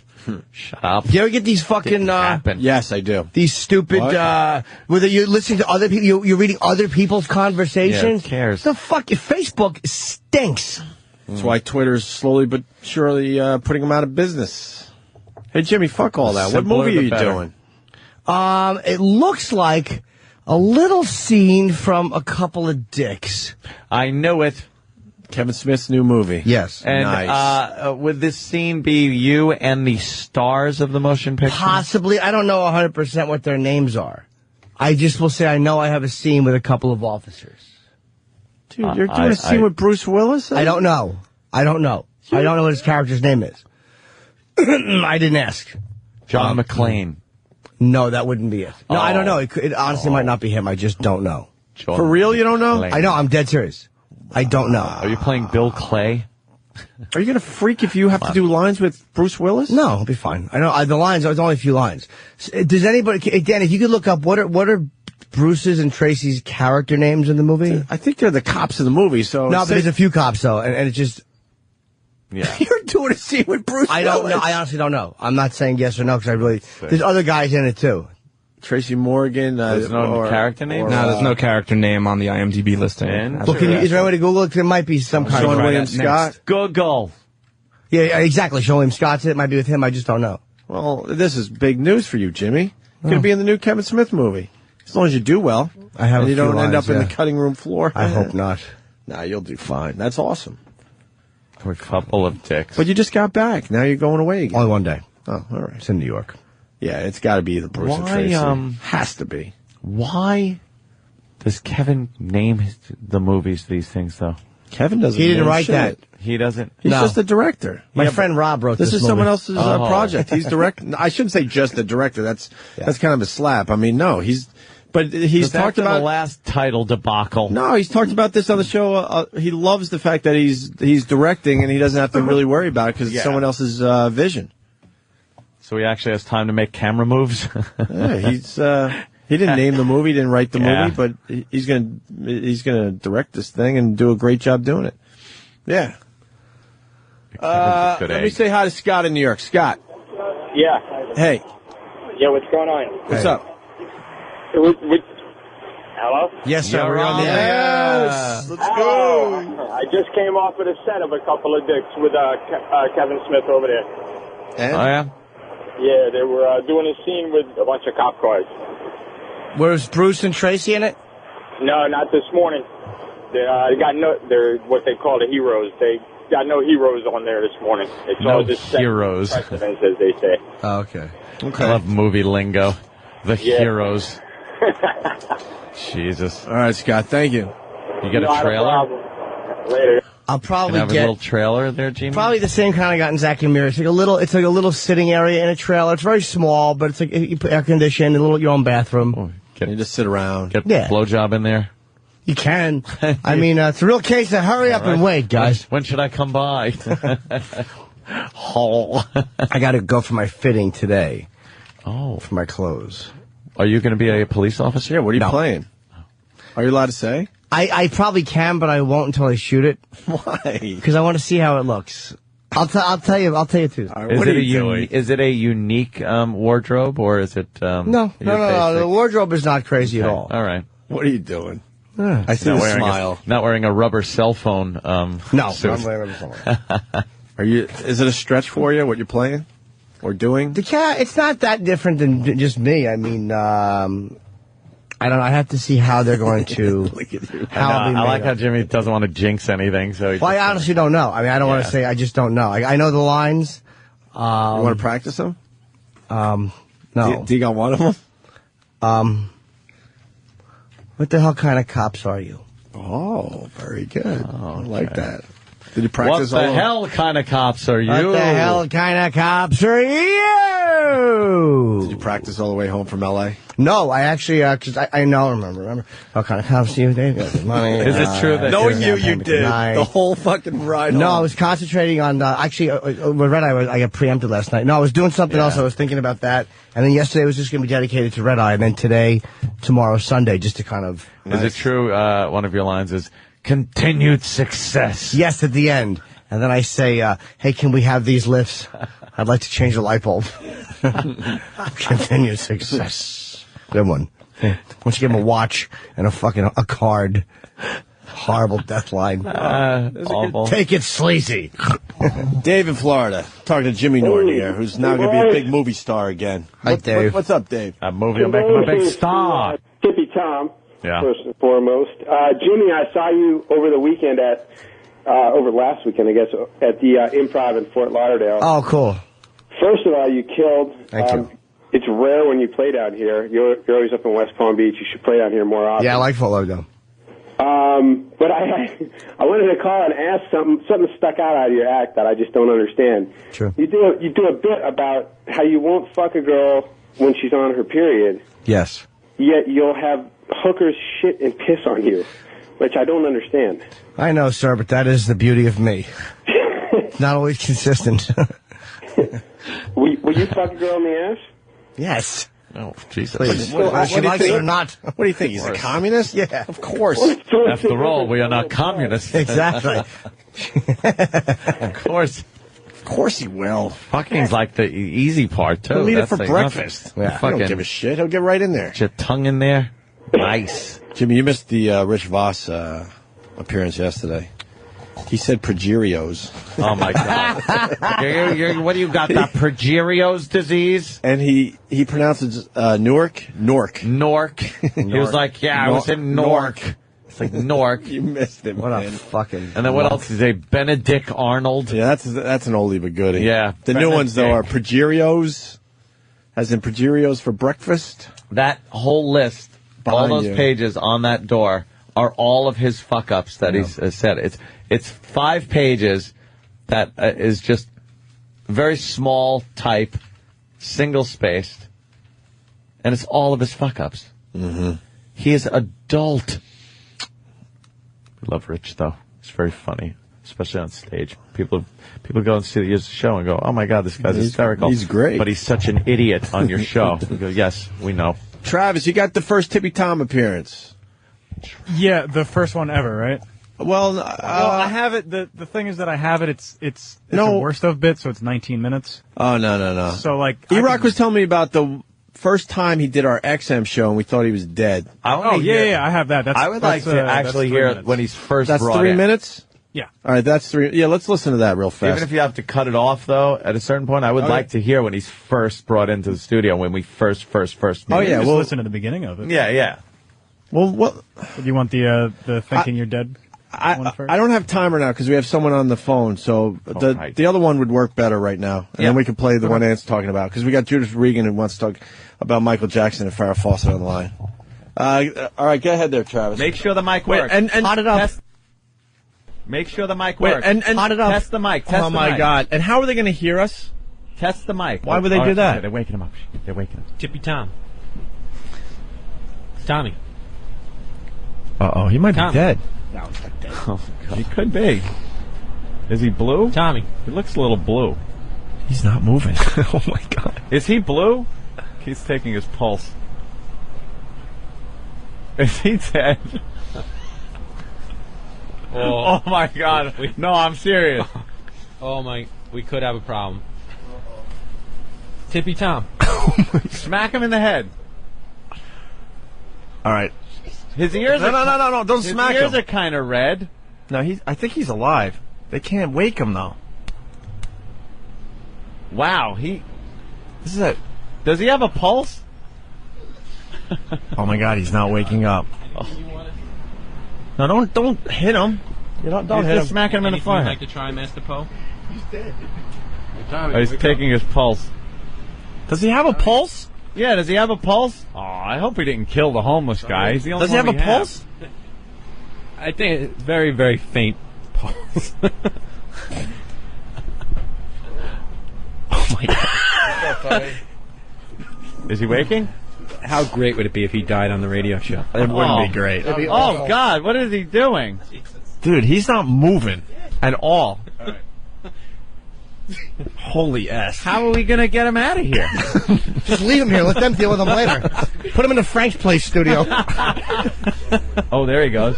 Okay. That kind of... Did that get him a little bit? Did that get... That's how you... Oh, he's stirring. He's stirring. Tippy Tom! What's Poe doing? Yeah, we got some fun. He's alive! He's alive! Thank God! Right. Oh, my God. He can knock you out. Tom, you ready to do a little more singing? Gotta wake up, Tippy. You ready? Oh, my... I thought he was dead. Dude, I'm not kidding you. I thought he was dead, too. Just a little water in the ear. Dude, did you all of a sudden have it going through your head, the news and everything? Yes, of course. All of a sudden, it was all going through my head, like, oh my God, the news, we're fired. Wow. Are you starting to wake up? You have to wake up. A water on the eardrum. I ain't waking up now. No, you know why? Some people want to hear Water you on the eardrop? I'm Frank Sinatra together. I need my 15-minute rest. You were resting 15 for minutes? hours. It's my business, not yours. No, I know, Tippy, but we need you inside. I don't bother you when you're resting. It bothers me. Oh, my God. Thank God he's alive. Come on, Tippy. I can't believe we have to say this on our radio show. Get the fuck out there and work and come back. Back me up in 20 minutes or something. Yeah, Tippy Tom, drink this. No. Oh, God. And there you go. The day we thought Tippy Tom was dead in studio. And now 5 years later, more or less, he is dead. Yep. And we're going to have a tribute show and memorial, and we're all in with this Tippy Tom thing. I hope you join us. We got Judith Regan on the phone. Judith.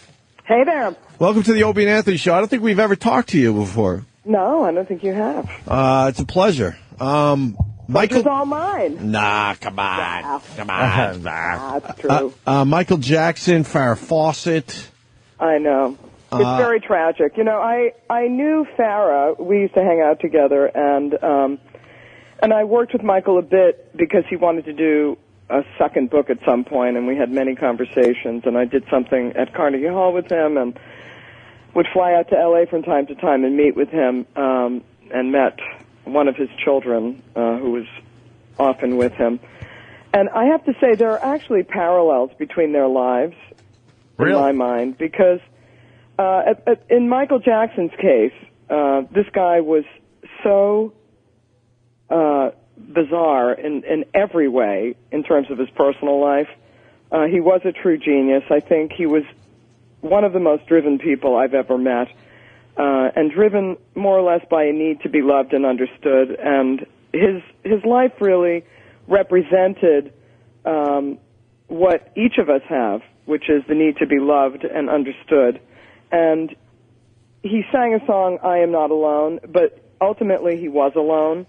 And he lived a life of real horrifying loneliness because he had such an incredibly difficult time finding any kind of love in his life. And if you look at all the things that he did in his life in pursuit of that, including his own perfectionism on the stage, he never really did achieve that love. And I'd say, in some respects, Farrah Fawcett had the same journey because, she had a number of twisted relationships with men, including Ryan O'Neal, who I regarded his latest, crocodile tears as nothing more than opportunism and quite disgusting. Wow, wasn't he abusive? Wasn't he abusive towards her? I completely. Yeah, a lot of men were abusive towards her, and she was childlike in some of the ways that Michael Jackson was. But yeah, I got to stop you for a second with the Ryan O'Neal thing. How pissed off is he that he's not all over CNN, Fox News, and all the other news channels today? Because he looked at this as an opportunity to get his face on TV. I know. I think the way he's behaved throughout his relationship with her is reprehensible. And I don't know if you saw, there was an interview with him. He talked about, he refers to his own son as her son. Right. He's a horrible, horrible man. He destroyed the lives of his children. In some ways, I think, contributed to her death. Was not a loving person at all. And she, too, if you knew her, had a very childlike manner. And both Michael and Farrah, and Michael, I think, in a more extreme way, kind of retreated into a childlike state. Their voices got higher. They were in a defensive posture. They're in a defensive posture because, especially with Michael Jackson, the assault upon him. These people become sort of celebrity dartboards for the culture where people just love to take shots at them. And, very often it results in their behavior, being aberrant in one way or another because they're so disturbed. Well, some of the allegations against him were pretty despicable, and then it was questionable as how they were disposed of. So I think that followed him, and that could have been a big reason why people kind of did have this resentment towards him. Well, there's no doubt about that. There's no doubt about that, and I don't think the truth has ever come out about that. We don't really know what happened. But I do think that that he was an opportunity for a lot of people in business and his personal life. And there's no doubt that when you achieve that kind of fame, any kind of fame, you become an opportunity for people. And when I was in the presence of Michael Jackson, my feeling was this is a severely disturbed, emotionally disturbed person who needs a tremendous amount of help. How was he to you? Was he pompous or was he arrogant or was he pleasant or? No, he wasn't arrogant at all. He was disconnected. He was in a dissociative state. He wasn't, it's like he was in an altered state all the time because he was so, the kid was abused as a child, terribly abused. And, we've all read the accounts of his father and what they did to make him perform as he did and to achieve the excellence that he achieved. His life, from a very early age, he was driven to a perfectionism by his father that most people could never have achieved because he had enormous talent. But when you think about it, he grew up without a childhood. He was working from the time he was 2 years old. He never interacted in a normal way with other children. And at the end of the day, human beings have a need to be loved and understood, and he was driven like a slave. So So he never had the opportunity to grow and develop as a normal person. And although we all thought he was cute and adorable and it was beautiful, there was a price that he paid. Do you think that the plastic surgery and stuff, you mentioned his father and Joe, and it was abusive and stuff, that plastic surgery went so far beyond just fixing yourself. It was almost like some kind of an angry racial denial. I mean, to have your nose thin, the cleft, all these weird things that you associate with a white face, do you think that had anything to do with his father or hating the way he was raised?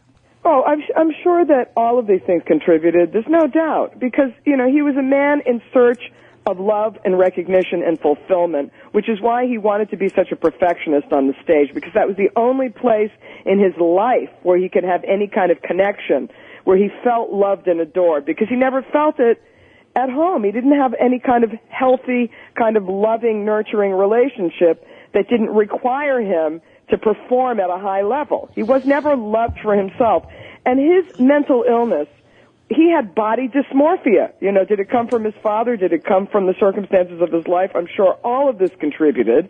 But he never was comfortable with his own body. He was constantly trying to change it. You know, maybe then they'll love me. Maybe then they'll love me. Maybe then they'll love me. You know, people have that sort of thing. He was mentally ill. The man was mentally ill. He never had people around him who really helped him when he needed it. And then when he got famous, and what happens when you get famous and you have that kind of wealth and recognition, you're surrounded by people who are yes men, who are constantly flattering you, who are stealing from you, who are taking from you. They're not loving you. I felt the same thing in my meeting with Britney Spears when I went to meet her when she wanted to do a book. I went to her house, and she was pregnant with her second child. She was near giving birth, and she, too, was in the same kind of dissociative state, in kind of an altered state. They're so traumatized by the circumstances of their lives, by not having anyone around them who will support them and take care of them in a normal way, because every single person in their life is using them. Well, you would think it would be a great life. That's what's so strange about what you're saying. You know? It's not a great life. It's a horrifying life. I understand it, but just us dummies looking in, you're like, God, they have to have the greatest life ever. Right, because the truth is, it's a life of terrifying isolation. You know, when he sings, you are not alone, I am here with you, he was alone. Farrah Fawcett was alone, I can tell you. You know, she had friends, but it was difficult for both of them. And Michael Jackson in a much, much greater way, because he was always alone in his own mind. Well, you know what it is? People are afraid that they do fall into this thing where it's all yes people around them, because people are so afraid of being banished from the inner circle by saying the wrong thing, so they just refuse to criticize or tell a lot of times what they need to hear. They're on the gravy train. They love being around famous people. They love the perks that come with it. They love the sense of power that comes with it. And, you know, Britney Spears, I was terribly worried about her when I had the meeting with her, in the same way that I was concerned about Michael Jackson, that these people need help. They needed help. You know, Britney Spears, when she was at that moment when I met with her, she needed help. You know, she was surrounded by agents and people who were making a tremendous living off of her, who would stand to make millions of dollars, you know, if she did this deal or that deal, and they don't want to stop and take her off the train, the gravy train, to get her the help that she needs. And so all the people around them, the friends, the family, they live off of these celebrities. They earn a living. You know, they're tied to their work. There's so many conflicts of interest, and they live very, very, very lonely lives. And I think that Michael Jackson is the epitome of that. Judith, the book with you were going to do with Michael, why didn't it happen? Were there certain things that were like off limits, or they said, look, you can do it, but you can't do this, this, or this? Yeah, no, the reason the book never happened was because he wanted to do a completely insane book. I mean, you know, he was really out of touch with reality. Wow. He wanted to do a book about loving children. Jesus. Okay, and he really didn't understand what was appropriate and what was inappropriate, because he had the emotional maturity of about an 8-year-old. Wow. You know, or maybe an early adolescent. You know, and I had worked with somebody else who had done a lot of private eye work for him, and of course he had an alarm that was, you know, 30 feet or 30 yards or something from his bedroom, I can't remember, and he liked getting into bed with the kids because it gave him comfort. You know, and this is mental illness. It's any adult who's healthy knows it's inappropriate to do that, and whatever else happened after that, you know, nobody will ever know. Well, what's your opinion on that? What do you think? You think he was... You know, I think that it's likely, given the profile of child molesters, and there are many different kinds of people who molest children, I think he fit the profile in a lot of ways. Sure. Because a lot of them say they love the children because they're so emotionally immature themselves that they can only relate to children. It's a mental illness, that they can only feel safe around other children. And whether or not, his extended into the erotic, I don't think that's ever been proven. Mm-hmm. But it would not be inconceivable. I think that it's an extension of a lot of his problems. And, if he had attention at an early age, maybe some of this could have been nipped in the bud. But when you look at him as a child, he was healthy, he was beautiful, he was vital, he was full of life, he seemed happy. We don't really know what was going on behind the scenes at home and what kind of a life he had. We know he never had any normal friends, and we know that this is not healthy. Right. Okay, the way he lived his life as a child is not healthy. And although children can endure all kinds of things because they're tremendously resilient, at some point in their lives it catches up to them. And it certainly caught up with him, and look at what he did to himself. I think that the plastic surgeons who worked with him, the dermatologists who did these things to him, committed crimes against him because he was a mentally ill person. They took his money to do these things to him that they never should have done. He should have had psychiatric help at an earlier age. He should have had the love and nurturing that every human being should have. But, the man was one of the most gifted musicians in the history of the world. I don't think there's any gifted performers, and he was extraordinary. I don't think there's any denying that. It's just kind of weird because it's very hard to sympathize with somebody, regardless of the upbringing and everything, because it just seems like all that is kind of an excuse for horrid behavior of a man who should know right from wrong enough to the point where you don't do that. No, I think there's no doubt about that. He was an adult, but I think that we really have to examine, how does this happen? How does someone become so disturbed that they destroy their lives in that way? And I think in his case, it was an exaggerated situation. There are many, many people like Michael Jackson who don't have the money to do the things that he did to his body and don't have the access and opportunity to do the kinds of destructive things he did in his life, both personally and professionally. But I still think that it's worth examining, why does this happen? And it's really an old story, and it's a story of man's inhumanity to man, about our lack of understanding, about our lack of love and nurturing, and how human beings ultimately really need to be loved and nurtured. And if nothing else, I really regard what happened to him, no matter what the autopsy shows, as ultimately it's a suicide. Well, because he was on the...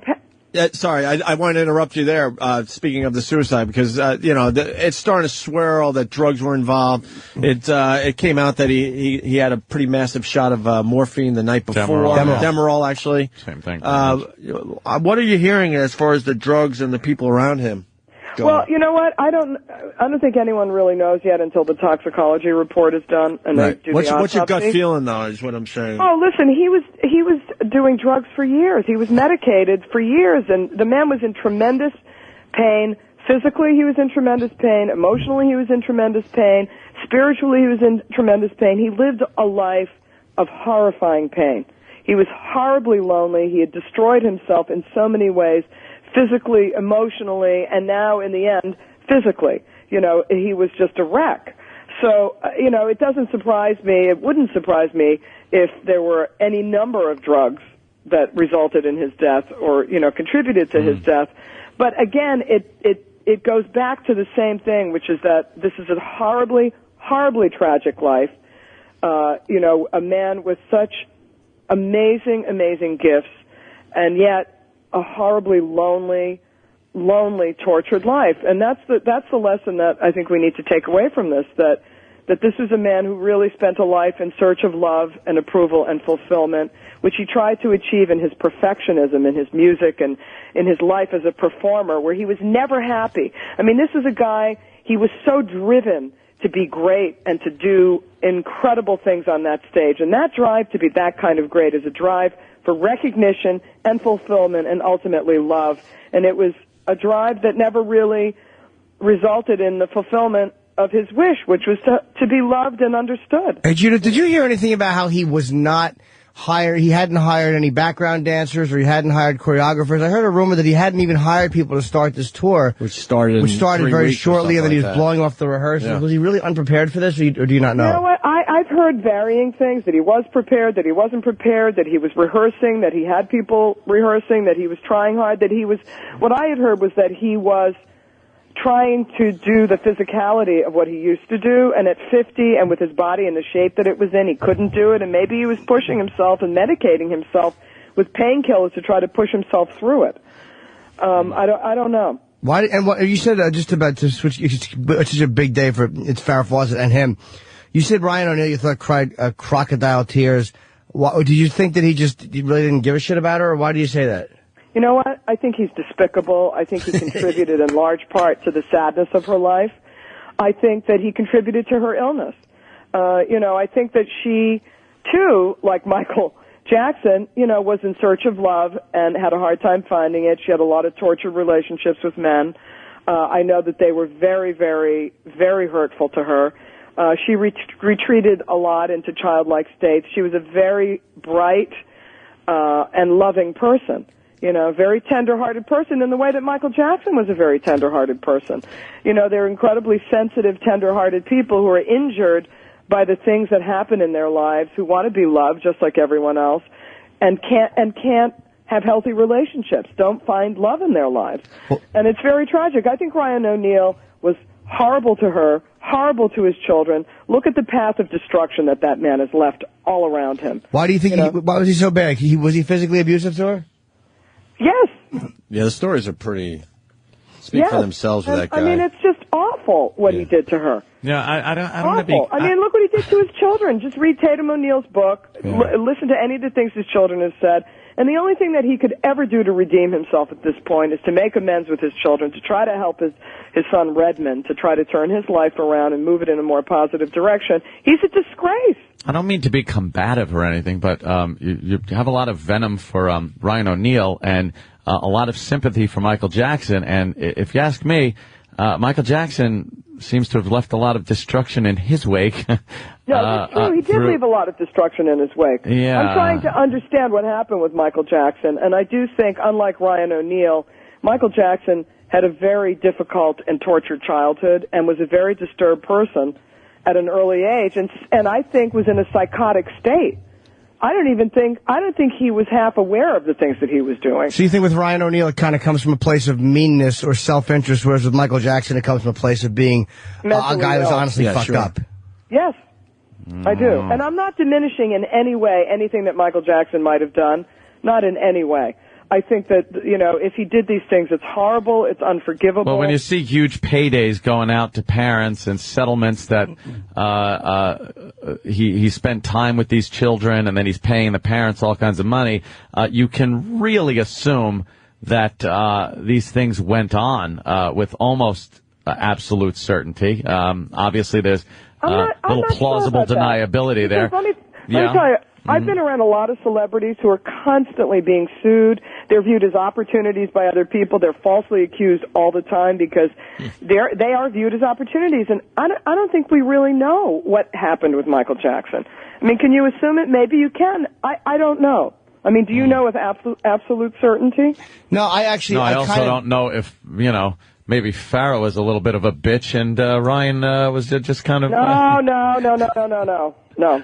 Absolutely not. All righty. That's outrageous. And by the way, even if she is a bitch, no one should be beaten because they're a bitch. Was she with him and then broke up and then they got back? I mean, were they on and off or were they together all the time? They had a tortured relationship, off and on and off and on. Yeah, and then she, got sick and... Yeah, then he wanted to. He kept him around. Yeah, apparently he just. I want to know more about that meeting with Michael Jackson. Like, what are some of the things you observed? Well, what were the kids like? What was the kid like that you met?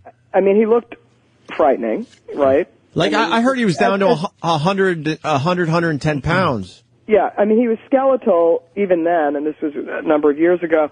But one of his children was there, and it was very, very hot. He was recording. The last time I saw him, he was recording in a studio in Hollywood, and I went to the studio, I went into his private room, And one of his children was there, his son, the first one, I forgot his name. Prince Michael? Prince Michael. And he was drawing pictures that were so disturbed, really disturbed. And I really felt for those children because they were not in a normal, healthy situation. And what he was doing to them was just bizarre. What kind of drawing was it? Drawings of people being stabbed and just very weird things. He was having all kinds of disturbed fantasies, and it was very sad, that he was isolating his children in the same way that he was isolated and doing all these bizarre things and covering them with all these clothes. And it was incredibly hot. It was like 90 degrees in his studio. In his private area. He kept it overheated, which is also not normal, in the dark. And these kids should have been on playgrounds playing with other children, but he was creating the same environment, in essence, that he had. Terrible isolation. And again, mentally ill. And the conversation I had with him, he was so disconnected from reality. Very similar to the conversation I had with Britney Spears when I went to see her about doing her book.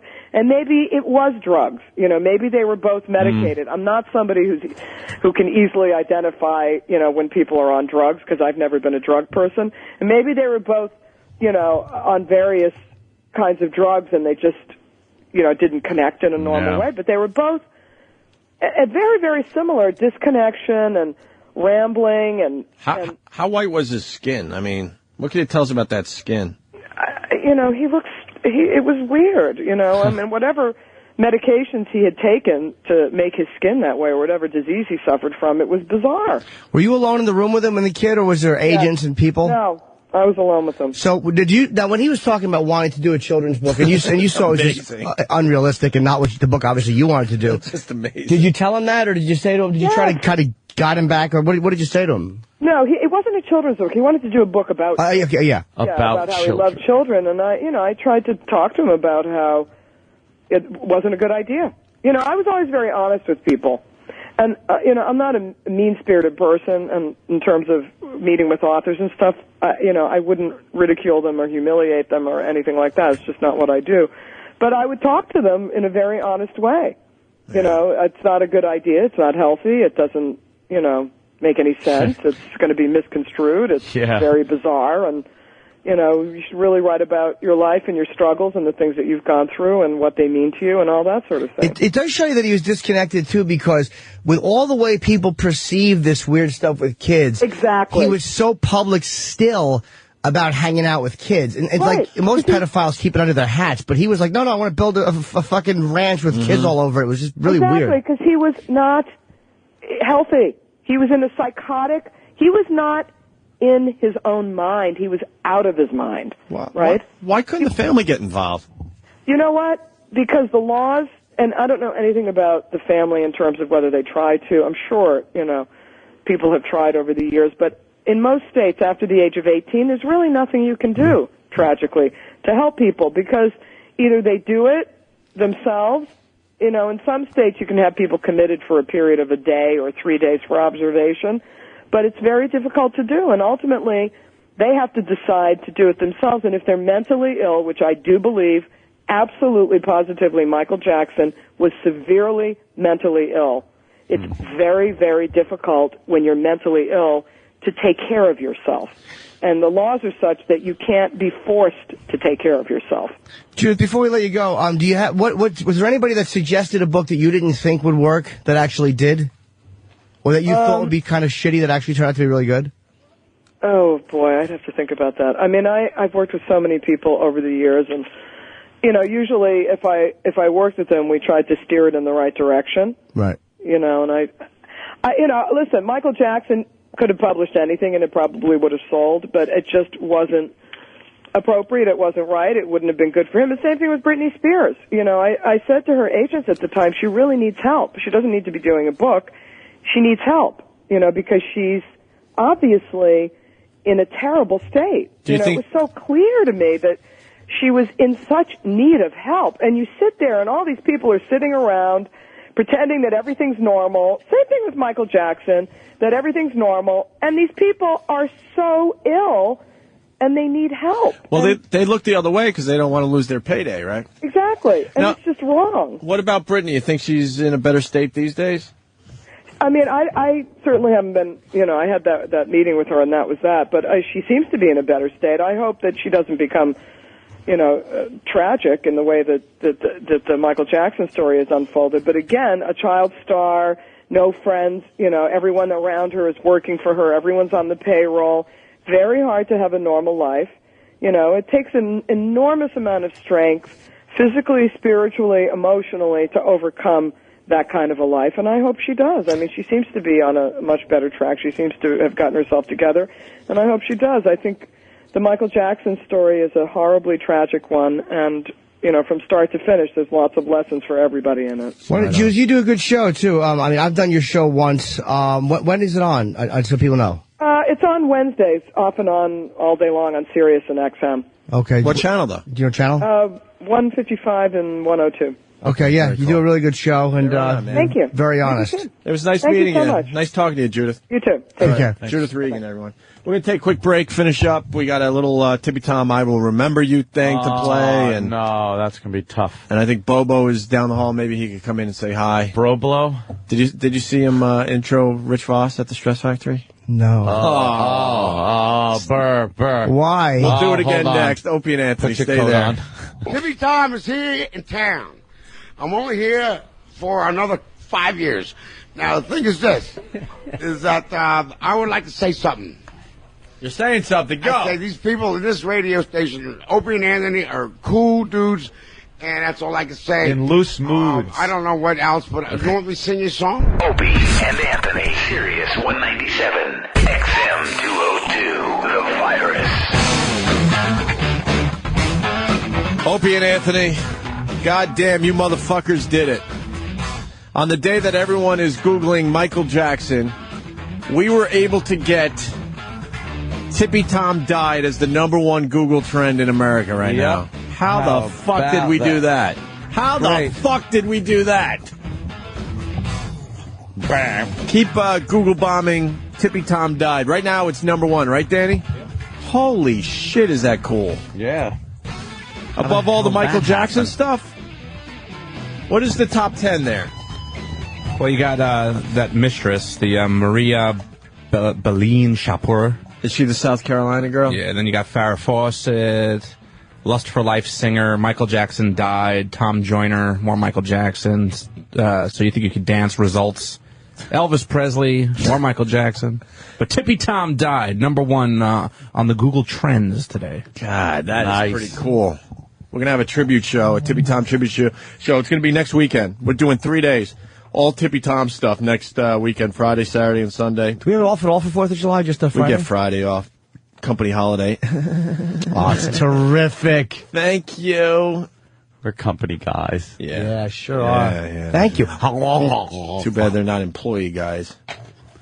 What? That's Did good. I just say, oh my God? That's good. Developing cleric says, harsh punishment in store for protest leaders. What do you expect from that fucking... Oh, my God. Savagery. That picture of Tippy Tom is just amazing. Can you send that to me, Danny? Yeah. I want to send that out to everybody. That is an amazing picture of Tippy Tom. God damn it. It should be an album cover. Look at that picture. I'll send it to everybody that follows me on Twitter. I already sent it. That is an amazing fucking picture. I lied. We got Bobo. We got the Tippy Tom I Will Remember You song, which we do for all the people that leave or die that are associated with this show. Yes. People are requesting Tippy Tom bits. When Sandy Kane jerked off Tippy Tom, will that make the tribute show? Oh, my God. I fucking forgot about that. Yeah, he got a nice dick. He got a nice dick, man. Nice dick. He's got a nice guy. Well, now that Tippy Tom's gone, now what? Who becomes #1 on the show as far as the freaks go? Bobo? He just yaps over everyone. Dude, it's hilarious. We got a new thing with him. When he goes. I did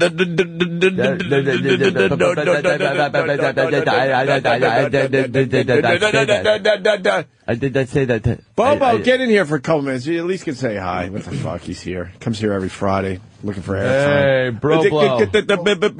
Well, before I say anything today, why don't you talk on the mic? Microphone. Before you say anything. Yeah, what are you going to say? Which is the dumbest saying ever, by the way. Never liked that one. Yeah. Well, today is a very sad day Many celebrities have died, including what we have just found out about today. What happened today? Yeah, what happened? Today, Tippy Tom just died. His loss was a very sad loss for everybody in the O&A community, including me, Bobo Springsteen. I never got to meet the guy, damn it. Why did he have to die before I ever got to meet him? He produced some of the funniest moments on the show.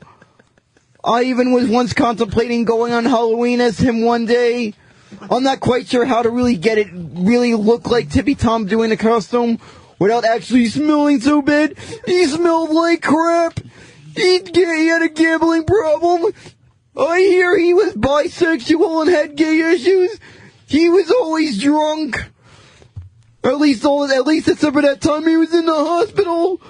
Tippy Tom was really funny.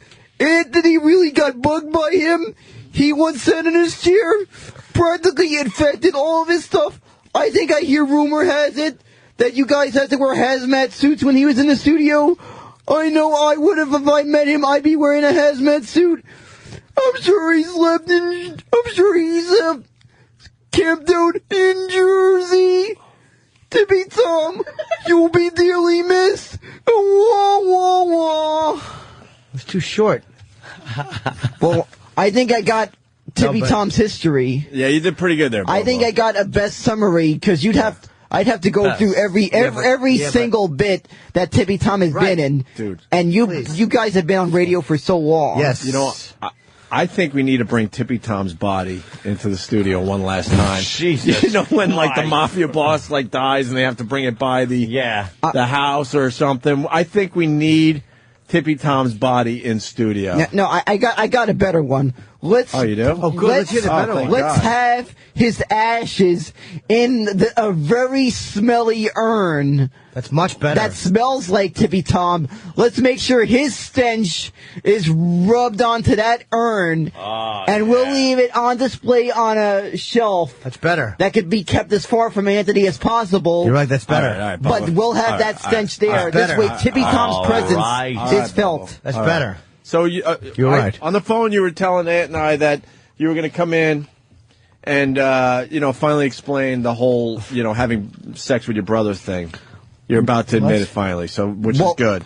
Well, today I kind of want to put that on the back burner because of what happened. But what happened? I'm just going to say there might have been some stuff that I don't remember that might have happened that I don't know for sure when I was younger. Well, how old's your brother?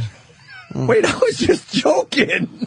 I ain't gonna say who's older. What the fuck? I'm just gonna say my brother's older. I was hoping for a no. How old is he? I'm just gonna say it's not true though. What's not true? What's not true? You're not really sure. You feel like you might have been touched as a kid, right? Well, I'm saying it might. Who hasn't, Bobo? I don't feel like I haven't been, but there might have been stuff that I don't remember. You really never know. There could have easily been something I don't remember. Like a wee-wee in your mouth? No. You know, like the Matrix, how they changed the program? How old are you, Bobo? I'm 27. How old is your brother? I'm not going to speak for someone else. Well, you're just saying his age. That's not exactly giving an opinion. I'm just going to say he's in his late 30s. Okay, so he's about 10 years older than you?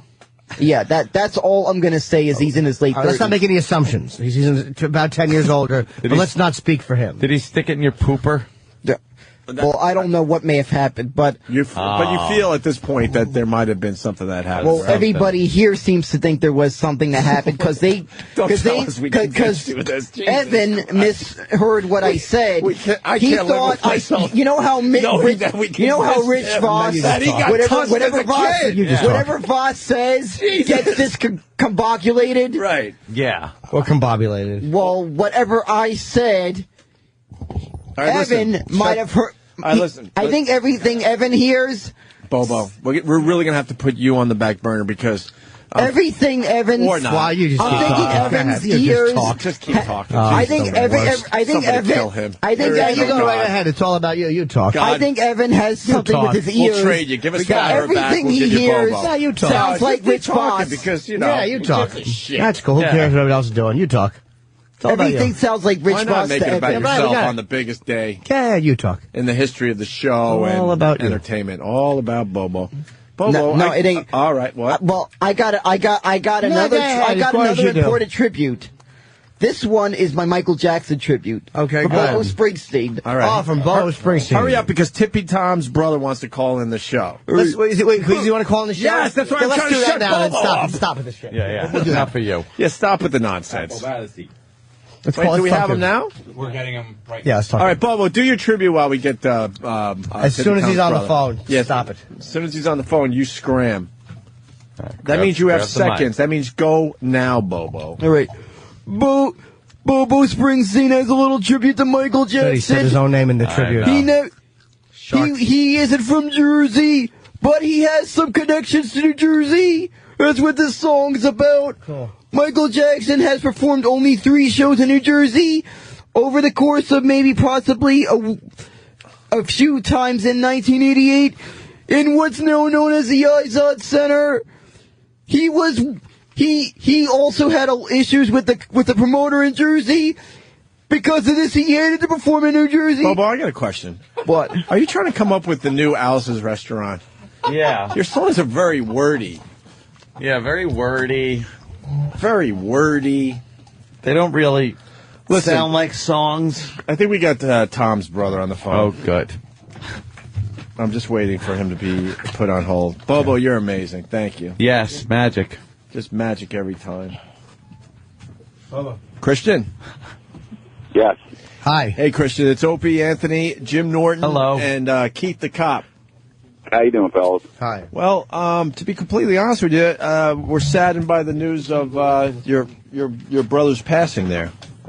Well, me too, obviously. It's I can't say that I didn't expect this call at some point, but it's a little sooner than I had hoped. Yeah. How long since you saw Tom? I'm going to say 12 years, maybe 13 years. How long was he homeless for? We only knew Tom as the guy who was down on his luck and drunk all the time, but obviously there's a much different guy that you know.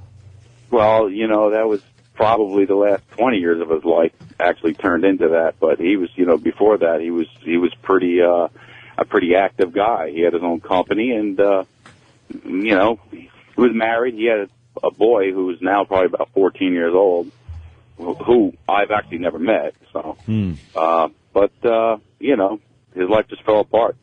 Alcohol and drugs. Hey. Yeah, I think we did right by Tom. I mean, I don't know. He did some great radio for us. We took care of him when we could. There was a time we did try to clean him up, and he was in the hospital and he was completely sober, and he sounded like a completely different person. He's a very naturally funny guy. Yeah. Yeah, well, he always loved the limelight. Yeah. You could probably see. Sure. And he was the type of guy that loved to be right in the middle of any kind of activity. So, but he like I said, he sort of fell off the face of the earth once his wife decided to leave him, and he got into the alcohol and stuff. And then New York is where he spent a lot of time in his early years. So I guess he felt that's where he was going to end up eventually. And what's real weird is he actually told my mom years ago that he wanted to be a hobo. Really? As funny as that sounds. You sure you said B? Was Tom gay? Yeah, well, you know what? The B part was there, and the M part, I guess, eventually came out. Yeah. We didn't know if Tom was gay or not, because then it came out that he had a son and he was married. We didn't know if it was just a phase he was going through or if he was actually a gay guy.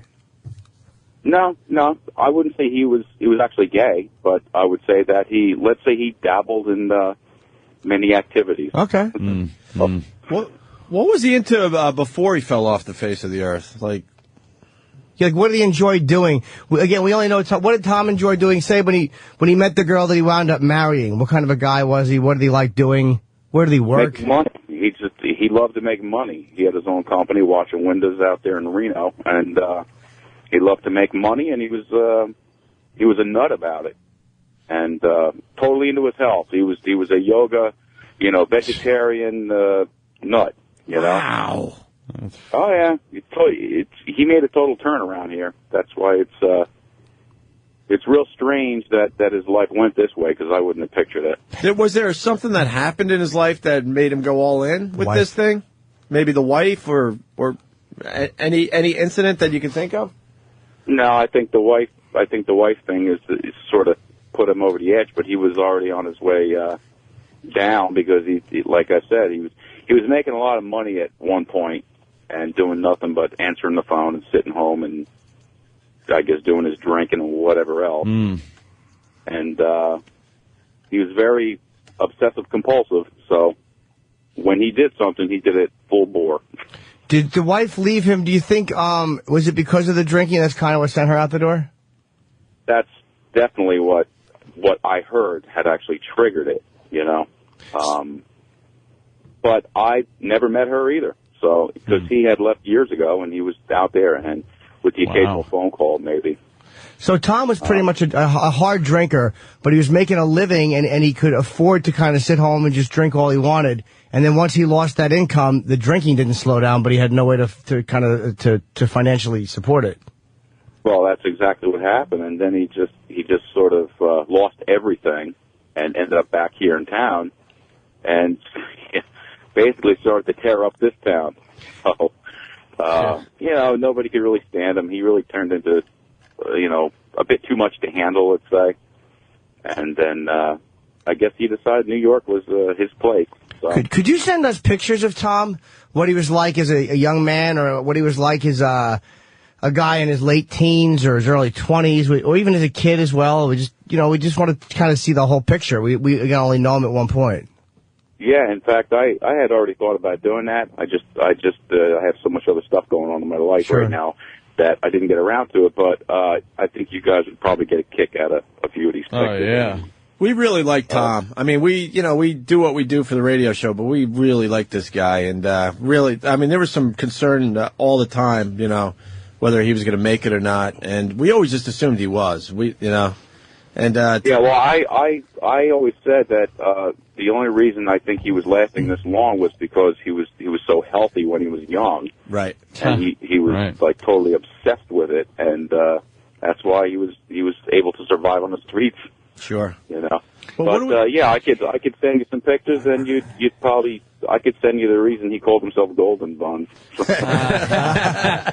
We got Keith in studio now. Keith, what are we going to do here? Because we got to do the right thing for Tom. Yeah. Well, Christian and I are talking, and Craig, who called earlier on from the funeral home, has stepped up, and Christian's been in touch with him as well. And absolutely, next week we're going to get Chris in to go down and take care of what we need to take care of here in the city, and then we'll make the arrangements, and we'll figure it out. And I know I was explaining to Christian how, you know, the radio show here, you know, we want to be a part of this, and that the fans really will come out to bid him farewell, because he was very beloved on the show. They loved him. Yeah, we used to do this homeless shopping spree, and I don't even know what you've heard about it, Christian, but thousands of people showed up to watch Tippy Tom and his friends shop at a mall every holiday. Give him money and everything. Do we have audio at all of when Tom made his exit from the bus?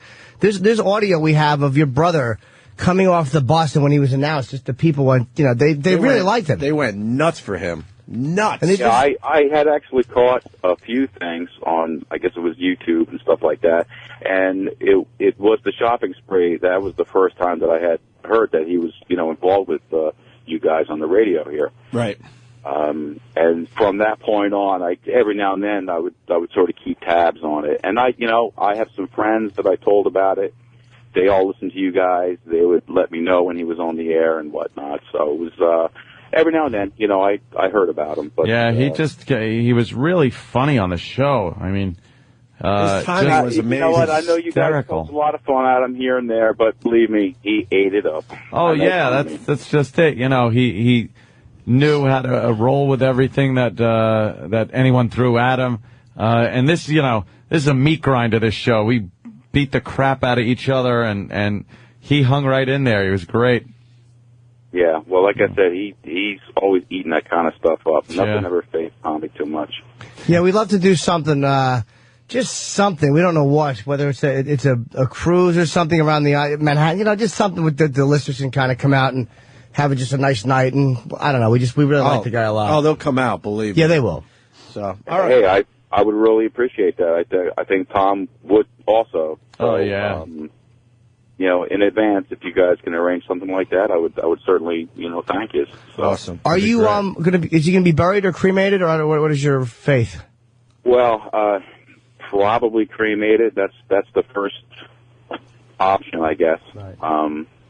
But all that stuff will still be discussed. I still have to contact a couple of my family members and have some talks and just, you know, basically decide where we're going with this. Now, we know your mom passed away. Your dad is still living? Yes. And is he knows how Tom wound up and all that? He has an idea, but he doesn't know to what length Tommy actually went to, ended up at, My mom did. In fact, it's real weird because I had downloaded a photograph off of the internet of him, and I looked at it. I was like, "There's no way that's my brother." I took that photo to my mother. 2 seconds, she said, "That's Tommy." So, but it's just a weird thing. It's just something that, like I said, I expected, but not so soon. Yeah. All right. Damn. Yeah, bummer. Sucks. Damn. But I do appreciate any help you guys can do, and absolutely. Yeah, we'll do the right thing. I mean, he was unbelievable for us. So, Christian, we appreciate you calling the show today. Yeah, and once all of these arrangements are made, believe me, you guys will know. Okay. Okay, we'll definitely be in touch. Yeah, absolutely. All right, man. All right, fellas. Thank you. Take care, man. Tippy Tom's brother. Two quick things. We got Tippy Tom actually talking about Michael Jackson. It's a minute. I got to hear this. Yeah, what did he say? And then we got our I Will Remember You Tippy Tom thing. Oh. And then we got lots more to do with Tippy Tom in the coming days. And next weekend, Friday, Saturday, and Sunday, a 3-day Tippy Tom tribute show. Holy shit. That's going to be amazing. But first, Tippy Tom talks about Michael Jackson. Yeah, let's read the news. Yeah, Michael Jackson's on trial there, Tippy Tom. Let's go. Okay, it says Michael Jackson's trial continues in California. Something Jackson reportedly sell his Sony catalog to pay legal fees. What the hell's wrong with that? All right, what's this story there, Tom? I'm going to try to do this like it's legit. His Sony catalog to pay legal fees. You didn't know what a Sony catalog stands for? What does it stand for, Grey Wolf? Grey Wolf, get in there. Yeah. It's about going to Kmart's and finding little children's underwear half off. I think someone's writing before they got here. To read it right. Look, it reads like this. Yeah, go ahead, Wolf. Michael Jackson's trial continues in California. Macaulay Culkin will testify in the case. Jackson to reportedly sell his Sony catalog to pay for legal fees. In other words, he's oh my God, that is so terrible. He's broke. I can't believe he did this. He can't do the moon dance with his golden bun. I can't believe he did this. He's so passionate about everything he's talking about. I'm gonna miss that motherfucker. We're out of here for now. Are we gonna play the I Will Remember You? Yeah. We'll end with this damn thing. So we'll see you guys Monday. Yep, Tuesday. Later, man. Tuesday for Jimmy, Monday for Ed and I. Yeah. And all of us Wednesday. Later. I will remember you. All right, let's get Tippy Tom in studio. He's been waiting out there. Open that door, ladies and gentlemen, for the first time from over there in a few months easily. It's Tippy Tom. Tippy! All right, Tippy Tom. All the world. The original. The original. There's all these fake Tippy Toms out there. But I'm the real Tippy Tom. Tippy Tom. Tippy Tom, everyone. Let's hear it for Tippy Tom. The thing that I'd like to do next is what we talked about earlier, is to check your prostate. So you will put the finger up the ass, huh? Yeah. Is that okay? Yeah, will you rotate it a little bit? Can you do some Frank Sinatra? Yeah! Oh, about time! It is about time. You need another shot before you do Frank Sinatra? Right, about time. It's about fucking right. Get the hell out of here. Where's he going? Yeah, go. Get out of here. Softly, I will leave you softly.